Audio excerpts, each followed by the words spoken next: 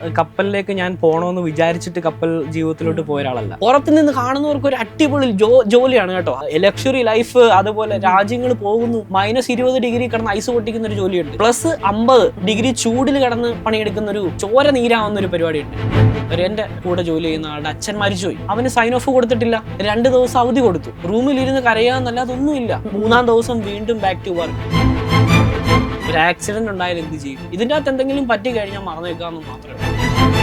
നമുക്കൊരു സീമാൻ ഹോസ്റ്റലുണ്ട് ബോംബെയിൽ. അതിലൊരു റൂമുണ്ട്. വർഷങ്ങൾ പഴക്കമുള്ള പെട്ടികൾ ഇപ്പോഴും അവിടെ ഇരിപ്പുണ്ട്. അതായത് കപ്പലിലേക്ക് കയറി പോയവരാണ് അവര്, തിരിച്ചു വരാത്തവരാണ്. അവരുടെ പെട്ടികൾ ഇപ്പോഴും ആ ഒരു റൂമിൽ വെച്ചിട്ടുണ്ട്.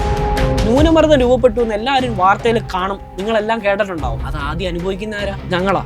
ഇത് ചെറിയൊരു പരിപാടി അല്ല. അതുപോലെ സ്ട്രഗിൾ ചെയ്തിട്ട് ഇതിന്റെ അകത്തെ കാര്യങ്ങൾ പുറം ലോകം അറിയുന്നില്ല എന്ന് മാത്രമേ ഉള്ളൂ. പല യൂട്യൂബേഴ്സും അല്ലെ പല ചാനലിലും പലരും പറയുന്നിട്ടുണ്ട്, GP റൈറ്റിംഗ് എന്ന് പറയുന്ന കോഴ്സ് പഠിക്കൂ, ലക്ഷങ്ങൾ സമ്പാദിക്കൂ, ഫ്രീ ആയിട്ട് കപ്പലിൽ കയറും. ഇങ്ങനൊരു സംഭവം ഇല്ല. അവരെന്തിനു പറയുന്നത് എനിക്കറിയുന്നില്ല. എൻ്റെ ഒരു വീഡിയോയിൽ ഞാൻ എവിടെയും പറഞ്ഞിട്ടില്ല നിങ്ങൾ കപ്പലിലോട്ട് വരാൻ. അതുപോലെ ആരോടും ഞാൻ പറഞ്ഞിട്ടില്ല നിങ്ങൾക്ക് ഫ്രീ ആയിട്ട് ജോലി കിട്ടുന്നു. കിട്ടില്ല എന്നുള്ള കാര്യം 100% ഉറപ്പാണ്. ഈ പറയുന്നവർക്കും ഇതറിയാം. ലക്ഷക്കണക്കിന് രൂപയാണ് ഈ കമ്പനികളോട്ട് ചെല്ലുന്നത്. അതുകൊണ്ട് തന്നെ ഫ്രീ ആയിട്ട് ഒരാളെ ആരെയും എടുക്കുന്നില്ല. ഈ പറയുന്ന ഞാൻ കാശ് കൊടുത്തിട്ടാണല്ലോ കപ്പലിൽ കയറിയത്. എന്നെ ആരും ഫ്രീ ആയിട്ട് കയറ്റിയതല്ല. ഏജൻസി വേറെ, ഷിപ്പിംഗ് കമ്പനി വേറെ. എന്നാൽ ഇത് രണ്ടും തിരിച്ചറിയാൻ ഈ പുതിയതായിട്ട് വരുന്ന ഫ്രഷേഴ്സ് ആയിട്ടുള്ള പിള്ളേർക്ക് അറിയില്ല. ഈ ഏജൻസി ഇവർക്ക് ടിക്കറ്റ് എടുത്ത് നേരെ ഇറാനിലോട്ട് അല്ലെങ്കിൽ മലേഷ്യയിലോട്ട്, ഈ 2 സ്ഥലങ്ങളിലും ആവശ്യത്തിലധികം ടഗ് ബോട്ടുകളും മുങ്ങിത്താഴാറായ ഒരുപാട് തുരുമ്പ് പിടിച്ച സാധനങ്ങൾ കിടപ്പുണ്ട്. ഒരു കാരണവശാലും ഈ സംഭവം ജോലി കിട്ടുമെന്നും പറഞ്ഞ് കപ്പലിലേക്കുള്ള കോഴ്സുകൾ പഠിക്കരുത്. ഒരു വലിയ കപ്പലിനെ അവരെന്തിനാണ് ഒരു കരയിൽ കൊണ്ട് മുക്കുന്നത്? അവർക്കത് മുക്കണം, ഇൻഷുറൻസിന് വേണ്ടി മുക്കണമെങ്കിൽ കണ്ണാടുകടലിൽ കൊണ്ട് മുക്കിയാൽ പോരെ. നമ്മൾ ഇൻഷുറൻസിന് വേണ്ടിയിട്ട് 21 പേരെ കൊല്ലുവോ? ഇത് പറയുന്നത് ക്യാപ്റ്റൻ മനഃപൂർവ്വം കൊണ്ട് മുക്കി. ഇതെന്തോ ബോട്ടോ? അതുപോലൊരു ചാനൽ പറയുന്നിട്ട് ഒരു തരം പമ്പ് ഉണ്ടെന്ന്. ആ പമ്പിൽ കൂടെ വെള്ളം അടിച്ച് കയറ്റിയ കപ്പൽ മറിയുമെന്ന്. ഈ 10 വർഷത്തിൽ ഞാൻ ഇങ്ങനെ ഒരു പമ്പ് കണ്ടിട്ടേ ഇല്ല. ഇപ്പോഴാണല്ലോ ഒരു കപ്പൽ തീ പിടിച്ച കണ്ടെയ്നർ. പക്ഷേ മറ്റൊരു വിദ്വാൻ പറയുന്നത് എന്താണെന്നറിയോ? ഇത് ചൈനയും ഇന്ത്യയും തമ്മിലുള്ള യുദ്ധമാണ്. അതിൽ 4 ക്രൂ മിസ്സിംഗ് ആണ് ഇപ്പോഴും. അവരെ പറ്റി ആരും പറയുന്നില്ല. മനസ്സിൽ തോന്നുന്ന എന്ത് കാര്യങ്ങൾ വിളിച്ചു പറയാം. ബാക്കിയുള്ള നമ്മൾ അതിൽ ജോലി ചെയ്യുന്നവരൊക്കെ വിഡ്ഢികളാണ്. ഓരോ കപ്പലിനോട് ഉണ്ടാകുന്ന ഒരു അറ്റാച്ച്മെന്റ് ഉണ്ട്. കപ്പലിൽ നിന്ന് സൈൻ ഓഫ് ആവുന്ന ഒരു സമയമുണ്ട്. അപ്പൊ ഇങ്ങനെ ഇറങ്ങുന്ന സമയത്ത് ഞാനിങ്ങനെ അതേ നോക്കി കഴിയുമ്പോൾ ഒരു വല്ലാത്ത ഒരു പ്രയാസമാണ്. അപ്പൊ അങ്ങനെ അതിങ്ങനെ മാറി ഇങ്ങനെ മറഞ്ഞു പോകുന്ന ഒരു സമയത്ത് ഉണ്ടാകുന്ന ഒരു ഇമോഷണൽ ഒരു സംഭവമുണ്ട്. അത് എല്ലാവർക്കും ഉണ്ടോ എന്ന് എനിക്കറിയത്തില്ല. എന്നെ സംബന്ധിച്ച് എനിക്ക് എല്ലാം ഭയങ്കര ജീവനാണ് കേട്ടോ കപ്പല്.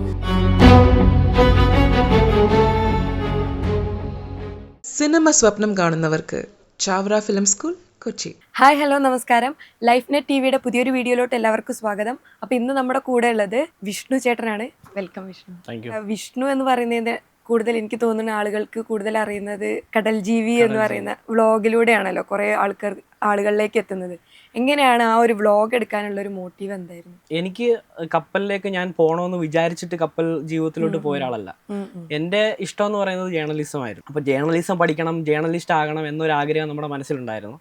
പക്ഷേ നമ്മൾ വിചാരിക്കുന്ന ഒരു കാര്യത്തിലോട്ടായിരിക്കത്തില്ലോ എത്തിച്ചേരുന്നത്. നമ്മൾ ആഗ്രഹിക്കുന്ന ഒന്നും നടക്കുന്നത് മറ്റൊന്നുമായിരിക്കും. അങ്ങനെയാണ് ഞാൻ ഈ കപ്പൽ ഫീൽഡിലോട്ട് എത്തുന്നത്. പക്ഷേ കപ്പൽ ഫീൽഡിൽ എത്തുമ്പോഴും നമ്മുടെ മനസ്സിലൊരു ഇഷ്ടം, അത് നമ്മുടെ മനസ്സിൽ എവിടെയെങ്കിലും ഉണ്ടെങ്കിൽ അത് ഏത് സാഹചര്യത്തിൽ എവിടാണെങ്കിലും അവിടെ നിന്നുകൊണ്ട് അത് അവതരിപ്പിക്കാൻ നമ്മളെ കൊണ്ട് കഴിയും. അത് മാത്രമേ ഞാൻ ചെയ്യുന്നുള്ളൂ. എൻ്റെ ഇഷ്ടം ജേർണലിസം എന്നുള്ളൊരു സംഭവം ഞാൻ കപ്പലിൽ നിന്നുകൊണ്ട്, കടലിൽ നിന്നുകൊണ്ട്, എനിക്ക് കഴിയുന്ന എൻ്റെ പരിമിതികളിൽ നിന്നുകൊണ്ട് അത് ഞാൻ അവതരിപ്പിക്കുന്നു, ആൾക്കാരിലേക്ക് എത്തുന്നു, അവരത് സ്വീകരിക്കുന്നു, അവരത് ഇഷ്ടപ്പെടുന്നു. ഇപ്പം എത്ര വർഷമായി വർക്ക് ചെയ്യാൻ? ഒരു 10 വർഷമാവുന്നു. 2014 കഴിഞ്ഞ സമയത്ത് കയറിയത്. 10 വർഷമായി.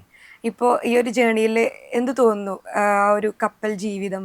നമ്മൾ പുറത്ത് കാണുന്ന ഒരു ലൈഫല്ല കപ്പലിനുള്ളിൽ കാണുന്നത്. അത് നേരെ തിരിച്ചാണ്. അപ്പം നമ്മൾ ആദ്യം ഇതിലോട്ട് എത്തുമ്പോൾ നമുക്കത് അഡ്ജസ്റ്റ് ചെയ്യാൻ വലിയ പ്രയാസം. നമ്മൾ പതുക്കെ അത് അഡ്ജസ്റ്റ് ആയി വരും. കടലിനോട് അതൊന്ന് പൊരുത്തപ്പെട്ട് കഴിഞ്ഞാൽ തീരാവുന്ന പ്രശ്നങ്ങളേ ഉള്ളൂ. ഇപ്പം നിലവിൽ വേറെ പ്രശ്നങ്ങളൊന്നുമില്ല, സന്തോഷമായിട്ട് പോകുന്നു. അത് മാത്രമല്ല, ഈ കപ്പലും കടലും ഇതുള്ളത് കൊണ്ടാണ് എന്നെ നിങ്ങൾ അറിയുന്നതും ഇന്ന് ഞാൻ ഇവിടെ ഇരിക്കുന്നതും. അതുകൊണ്ട് തന്നെ ഞാൻ ഒരുപാട് ഇഷ്ടപ്പെടുന്ന എൻ്റെ ജോലി തന്നെയാണിത്. ഒരുപാട് ഇഷ്ടപ്പെട്ട് ഇപ്പോൾ ഏജൻസിയിലൊക്കെ അണ്ടറിൽ വർക്ക് ചെയ്യുമ്പോൾ ഇതുപോലത്തെ ഒരുപാട് സ്ട്രഗിൾ അനുഭവിക്കുന്ന ഒരുപാട് ആൾക്കാർ ഇപ്പോഴും ഉണ്ട്. ഇനിയും പുതിയ ജനറേഷനിലെ ആളുകൾ അത് ഇതുപോലത്തെ സ്കാമിലൊക്കെ പെട്ട് ബുദ്ധിമുട്ട് അനുഭവിക്കാൻ പോകുന്നവരുണ്ട്. അപ്പം ഇതിൻ്റെ ഒരു സ്റ്റെപ്പ് ബൈ സ്റ്റെപ്പ് പ്രൊസീജിയർ എങ്ങനെയാണ്, ഒരു ഡയറക്റ്റ് വേയിൽ നമ്മൾ എങ്ങനെയാണ് അപ്രോച്ച് ചെയ്യുക? ശരിക്കും പറഞ്ഞു കഴിഞ്ഞാൽ ഈ പ്ലേസ്മെന്റ് ഉണ്ടെന്ന് പറയുമെങ്കിലും എവിടെയും പ്ലേസ്മെന്റ് ഇല്ല എന്നുള്ളതാണ് സത്യം. പ്രത്യേകിച്ച് ഞാൻ ഓഫീസറോ എഞ്ചിനീയറോ അല്ല, ഞാനൊരു ക്രൂ ആണ്. അപ്പോൾ GP റേറ്റിംഗ് എന്ന് പറയുന്ന ഒരു കോഴ്സാണ് ഇതിന് പഠിക്കേണ്ടത്. അപ്പോൾ ഇത് പഠിക്കുന്നത് DG ഷിപ്പിംഗ് അപ്രൂവൽ ആയിട്ടുള്ള ഏത് കോളേജിൽ വേണമെങ്കിലും നമുക്ക് ഇത് പഠിക്കാം. പക്ഷെ പഠിച്ചാൽ നമുക്ക് ജോലി കിട്ടില്ല. ഇത് കിട്ടുന്നത് 1, 2, 3 കോളേജിൽ പ്ലേസ്മെന്റ് അവർ പറയുന്നുണ്ടെങ്കിലും അതും ഒരു 50% താഴെ നോക്കിയാൽ മതി. ബാക്കിയുള്ള പിള്ളേർക്ക് പ്ലേസ്മെന്റ് കിട്ടുന്നില്ല. അപ്പം ഓരോ 6 മാസത്തിൽ, ഒരു വർഷത്തിൽ 2 ബാച്ച് വെച്ച് എത്ര പിള്ളേരാണെന്നറിയോ മൊത്തം നമ്മുടെ ഓൾ ഓവർ ഇന്ത്യയിൽ പഠിച്ചിറങ്ങുന്നത്. ഇവർക്ക് ആർക്കും ജോലി കിട്ടുന്നില്ല. ജോലി കിട്ടണമെങ്കിൽ ഏജൻസിയോ അല്ലെങ്കിൽ ഏതെങ്കിലും യൂണിയനോ, അല്ലെങ്കിൽ മുമ്പൊക്കെ നമുക്ക് റെഫറൻസ് ഉണ്ടായിരുന്നു, ഇപ്പൊ അതുമില്ല. കാരണം ലക്ഷക്കണക്കിന് രൂപയാണ് ഈ കമ്പനികളോട്ട് ചെല്ലുന്നത്. അതുകൊണ്ട് തന്നെ ഫ്രീ ആയിട്ട് ഒരാളെ ആരെയും എടുക്കുന്നില്ല. ഈ കമ്പനിക്കകത്തിരിക്കുന്ന എല്ലാവർക്കും പൈസ കിട്ടുന്ന ആയതുകൊണ്ട് തന്നെ ഇങ്ങനൊരു സംഭവമാണ് നടക്കുന്നത്. അപ്പോൾ ഇതറിയാതെ ചെറിയ പൈസയുള്ളൂ അല്ലെ 6 മാസം ഡ്യൂറേഷൻ ഉള്ള ഒരു കോഴ്സ് ആണെന്ന് പറഞ്ഞാണ് എല്ലാവരും ഈ GP റേറ്റിംഗ്, അതുപോലെ CCMC കേറ്ററിംഗ് കോഴ്സ്, ഈ ക്രൂ ആയിട്ട് പോകുന്ന ഈ കോഴ്സുകൾ പോയി പഠിക്കുന്നത്. പഠിച്ച് ഇറങ്ങി കഴിഞ്ഞു കഴിഞ്ഞാൽ ഇവർക്ക് ആർക്കും ജോലിയില്ല. അപ്പോൾ എന്ത് പറ്റും? ബോംബെയിലേക്ക് വണ്ടി കയറും, അവിടെ പോയി ഒരുപാട് ഏജൻസികളുണ്ട്, ഷിപ്പിംഗ് കമ്പനികളുണ്ട്. ഏജൻസി വേറെ, ഷിപ്പിംഗ് കമ്പനി വേറെ. എന്നാൽ ഇത് രണ്ടും തിരിച്ചറിയാൻ ഈ പുതിയതായിട്ട് വരുന്ന ഫ്രഷേഴ്സ് ആയിട്ടുള്ള പിള്ളേർക്ക് അറിയില്ല. ഏജൻസികളിൽ കയറി ചെല്ലുമ്പോൾ അവർ ഗൾഫിലോട്ടും അല്ലെങ്കിൽ ഇറാനിലോട്ടും മലേഷ്യയിലോട്ടും ഒക്കെ റിക്രൂട്ട്മെന്റ് ചെയ്യുന്ന ഒരു ഏജൻസി ആയിരിക്കും. അവിടെയുള്ള കപ്പലുകൾ എന്ന് പറയാൻ പറ്റില്ല, ചെറിയ ബോട്ടുകൾ പോലുള്ള ബാർജുകൾ, ഇന്ധനം നിറയ്ക്കുന്ന ബാർജുകൾ, അതുപോലത്തെ ബോട്ടുകളിലൊക്കെ ചെറിയൊരു പൈസ വാങ്ങിയിട്ട് ഇവരെ കയറ്റി വിടുക. ഇവരവിടെ ചെന്ന് കഴിഞ്ഞിട്ട് അനുഭവിക്കുന്നതെന്ന് പറഞ്ഞു കഴിഞ്ഞാൽ നേരെ തിരിച്ചാ. അവർ ആഗ്രഹിക്കുന്ന ഒരു കപ്പൽ ജീവിതം വേറെ. ഇപ്പൊ ഞാൻ ജോലി ചെയ്യുന്നത് ഇപ്പോൾ ഒരു ഷിപ്പിംഗ് കമ്പനിയിലാണ്. എനിക്ക് ഇന്ന് കിട്ടുന്ന ഒരു ഫെസിലിറ്റീസോ അല്ലെങ്കിൽ സാലറിയോ അല്ലെങ്കിൽ ആ ഒരു നമുക്ക് കിട്ടുന്ന ഒരു സെക്യൂരിറ്റിയോ ഒന്നും ഈ ഏജൻസി വഴി ഈ പോകുന്ന പിള്ളേർക്ക് കിട്ടുന്നില്ല. ഇവരവിടെ അനുഭവിക്കുന്നത് നരക യാതന തന്നെയാണ്. ശരിക്കും പറഞ്ഞാൽ ഞാനും ഇതുപോലെ ഷിപ്പിംഗ് കമ്പനി ഏതെന്നോ ഏജൻസി ഏതെന്നോ തിരിച്ചറിയാതാണ് ഈ ഏജൻസി വഴി പോകുന്നത്. ഏജൻസി വഴി പോയി അവിടെ അനുഭവിക്കേണ്ട വന്നതെന്ന് പറഞ്ഞാൽ അത് 1.5 വർഷം ഒരു കപ്പലിൽ, 15 മാസത്തോളം ഒരു കപ്പലിൽ പെട്ടുകിടന്ന ഒരു സിറ്റുവേഷൻ ഉണ്ട്. അതുകൊണ്ട് തന്നെ എനിക്ക് മെസ്സേജ് അയക്കുന്ന ഓരോരുത്തർക്കും ഞാൻ പറഞ്ഞു കൊടുക്കുന്നുണ്ട്, അതായത് നമുക്ക് ഫ്രീ ആയിട്ടോ അല്ലെങ്കിൽ റെക്കമെൻഡേഷനിലോ കയറി പറ്റാന്നുള്ള കാര്യം ബുദ്ധിമുട്ടാണ്. ശരി, നിങ്ങൾ പൈസ കൊടുക്കാൻ റെഡി ആണെന്നുണ്ടെങ്കിൽ നിങ്ങൾ പൈസ കൊടുത്ത് തന്നെ കയറുക. പല യൂട്യൂബേഴ്സും അല്ലെ പല ചാനലിലും പലരും പറയുന്നിട്ടുണ്ട്, GP റേറ്റിംഗ് എന്ന് പറയുന്ന കോഴ്സ് പഠിക്കൂ, ലക്ഷങ്ങൾ സമ്പാദിക്കൂ, ഫ്രീ ആയിട്ട് കപ്പലിൽ കയറൂ. ഇങ്ങനൊരു സംഭവം ഇല്ല. അവരെന്തിനു പറയുന്നത് എനിക്കറിയത്തില്ല. എൻ്റെ ഒരു വീഡിയോയിൽ ഞാൻ എവിടെയും പറഞ്ഞിട്ടില്ല നിങ്ങൾ കപ്പലിലോട്ട് വരാൻ. അതുപോലെ ആരോടും ഞാൻ പറഞ്ഞിട്ടില്ല നിങ്ങൾക്ക് ഫ്രീ ആയിട്ട് ജോലി കിട്ടുന്നു. കിട്ടില്ല എന്നുള്ള കാര്യം 100% ഉറപ്പാണ്. ഈ പറയുന്നവർക്കും ഇതറിയാം. ആഡംബര കപ്പൽ പാസഞ്ചർ ഷിപ്പിലേക്ക് കിട്ടും, പൈസ കൊടുക്കാതെ തന്നെ നമുക്ക് കിട്ടും. കാരണം ഇപ്പം നമുക്കൊരു ട്രേഡ് 2 വർഷത്തെ എക്സ്പീരിയൻസ് ഉണ്ടെങ്കിൽ ഈ പാസഞ്ചർ ഷിപ്പിന്റെ സൈറ്റിലേക്ക് നമ്മൾ അപ്ലൈ ചെയ്ത് കഴിഞ്ഞാൽ നമുക്ക് ലക്കുണ്ടെങ്കിൽ നമുക്ക് അതിലേക്ക് ഫ്രീ ആയിട്ട് പൈസ കൊടുക്കാതെ കയറാൻ പറ്റും. ഈ പാസഞ്ചർ ഷിപ്പിലുള്ളവരെന്താ ചെയ്യുന്നത്? അവർ വീഡിയോ ഇടും, വരൂ ഫ്രീ ആയിട്ട് ജോലി ചെയ്യാം, ഫ്രീ ആയിട്ട് ജോലി കിട്ടും. അപ്പോൾ ഈ പിള്ളേരെന്ത് ചെയ്യും? ഇവർ പോയിട്ട് GP റേറ്റിംഗോ CCMC പോലത്തെ കോഴ്സുകൾ എടുത്ത് പഠിക്കും. മറ്റൊരു ഹോട്ടൽ മാനേജ്മെന്റോ അല്ലെ എന്തെങ്കിലുമൊക്കെ കഴിഞ്ഞ് എക്സ്പീരിയൻസ് ഉള്ളവരായിരിക്കും കയറുന്നത്. ആഡംബര കപ്പലിൽ ബാർ അറ്റൻഡർ മുതൽ എല്ലാ മേഖലയിലുള്ള ആൾക്കാർക്കും ജോലിയുണ്ട്. പക്ഷേ ഒരു മറൈൻ, ഒരു ചരക്ക് കപ്പൽ, എക്സാമ്പിൾ കണ്ടെയ്നർ, MSC അല്ലെ ഇതുപോലുള്ള ഷിപ്പിംഗ് കമ്പനികളിൽ, കാർഗോ ഷിപ്പുകളിൽ ഇതിലൊന്നും ജോലിയില്ല.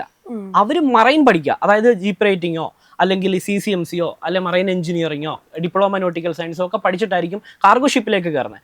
അവിടെ ഫ്രീ ആയിട്ട് കിട്ടത്തില്ല. അപ്പം ഇത് അറിയാതെയാണ് ഈ വീഡിയോസ് കണ്ടിട്ട് ഈ GP റേറ്റിംഗ് പോയി എടുക്കുക. അതിനുശേഷം ഇവർക്ക് ജോലിയില്ല. ഇവർ കൊണ്ട് ഏതെങ്കിലും ഒരു ഏജൻസിക്ക് പൈസ കൊടുക്കും. ഈ ഏജൻസി ഇവർക്ക് ടിക്കറ്റ് എടുത്ത് നേരെ ഇറാനിലോട്ട് അല്ലെങ്കിൽ മലേഷ്യയിലോട്ട്. ഇതാണ് ടാർഗറ്റ് പ്ലേസ് എന്ന് പറഞ്ഞാൽ. ഈ 2 സ്ഥലങ്ങളിലും ആവശ്യത്തിലധികം ടഗ് ബോട്ടുകളും മുങ്ങിത്താഴാറായ ഒരുപാട് തുരുമ്പ് പിടിച്ച സാധനങ്ങൾ കിടപ്പുണ്ട്. അപ്പോൾ ചെറിയ പൈസയ്ക്ക് ഒരു $200 അല്ലെ $250 രൂപയ്ക്ക് 15,000 20,000 രൂപയ്ക്കാണ് ഈ പിള്ളേരെ ഇറാനിലേക്ക് കയറ്റി വിടുന്നത്. അവിടെ ചെന്ന് കഴിയുമ്പോഴത്തെ അവസ്ഥ എന്ന് പറഞ്ഞാൽ അവിടെ ജോലി കിട്ടണമെന്നില്ല. അവിടെ ചെന്ന് കഴിഞ്ഞാൽ പലരും പോർട്ടിൽ ലോഡ് ചുമ്മുക. പക്ഷെ നാട്ടിൽ അറിയുന്നത് കപ്പലിൽ ജോലി ചെയ്യുന്ന, പോർട്ടിൽ ലോഡിങ് ചെയ്യുന്നു, പോർട്ടിൽ പിന്നെ തൂക്കാനും തുടയ്ക്കാനും ഒക്കെ നിൽക്കുന്നു. കപ്പലെന്നും പറഞ്ഞ് അവരെ കൊണ്ടിട്ടേക്കുന്ന ബോട്ടിലാണ്. എനിക്ക് വരുന്ന ഓരോ മെസ്സേജുകളും കരഞ്ഞുകൊണ്ടാണ് വരുന്നത്. ഞങ്ങൾ ബോട്ടിലാണ് കിടക്കുന്നത്, ആഹാരമില്ല, എന്ത് ചെയ്യണമെന്ന് അറിയില്ല. കമ്പനിയിൽ വിളിക്കുമ്പോൾ അവർ ഫോൺ അറ്റൻഡ് ചെയ്യുന്നില്ല. കമ്പനിയല്ല, ശരിക്കും അതൊരു ഏജൻസി പറയാൻ നിങ്ങൾ കോൺട്രാക്ട് സൈൻ ചെയ്തിട്ടാണ് പോയത്.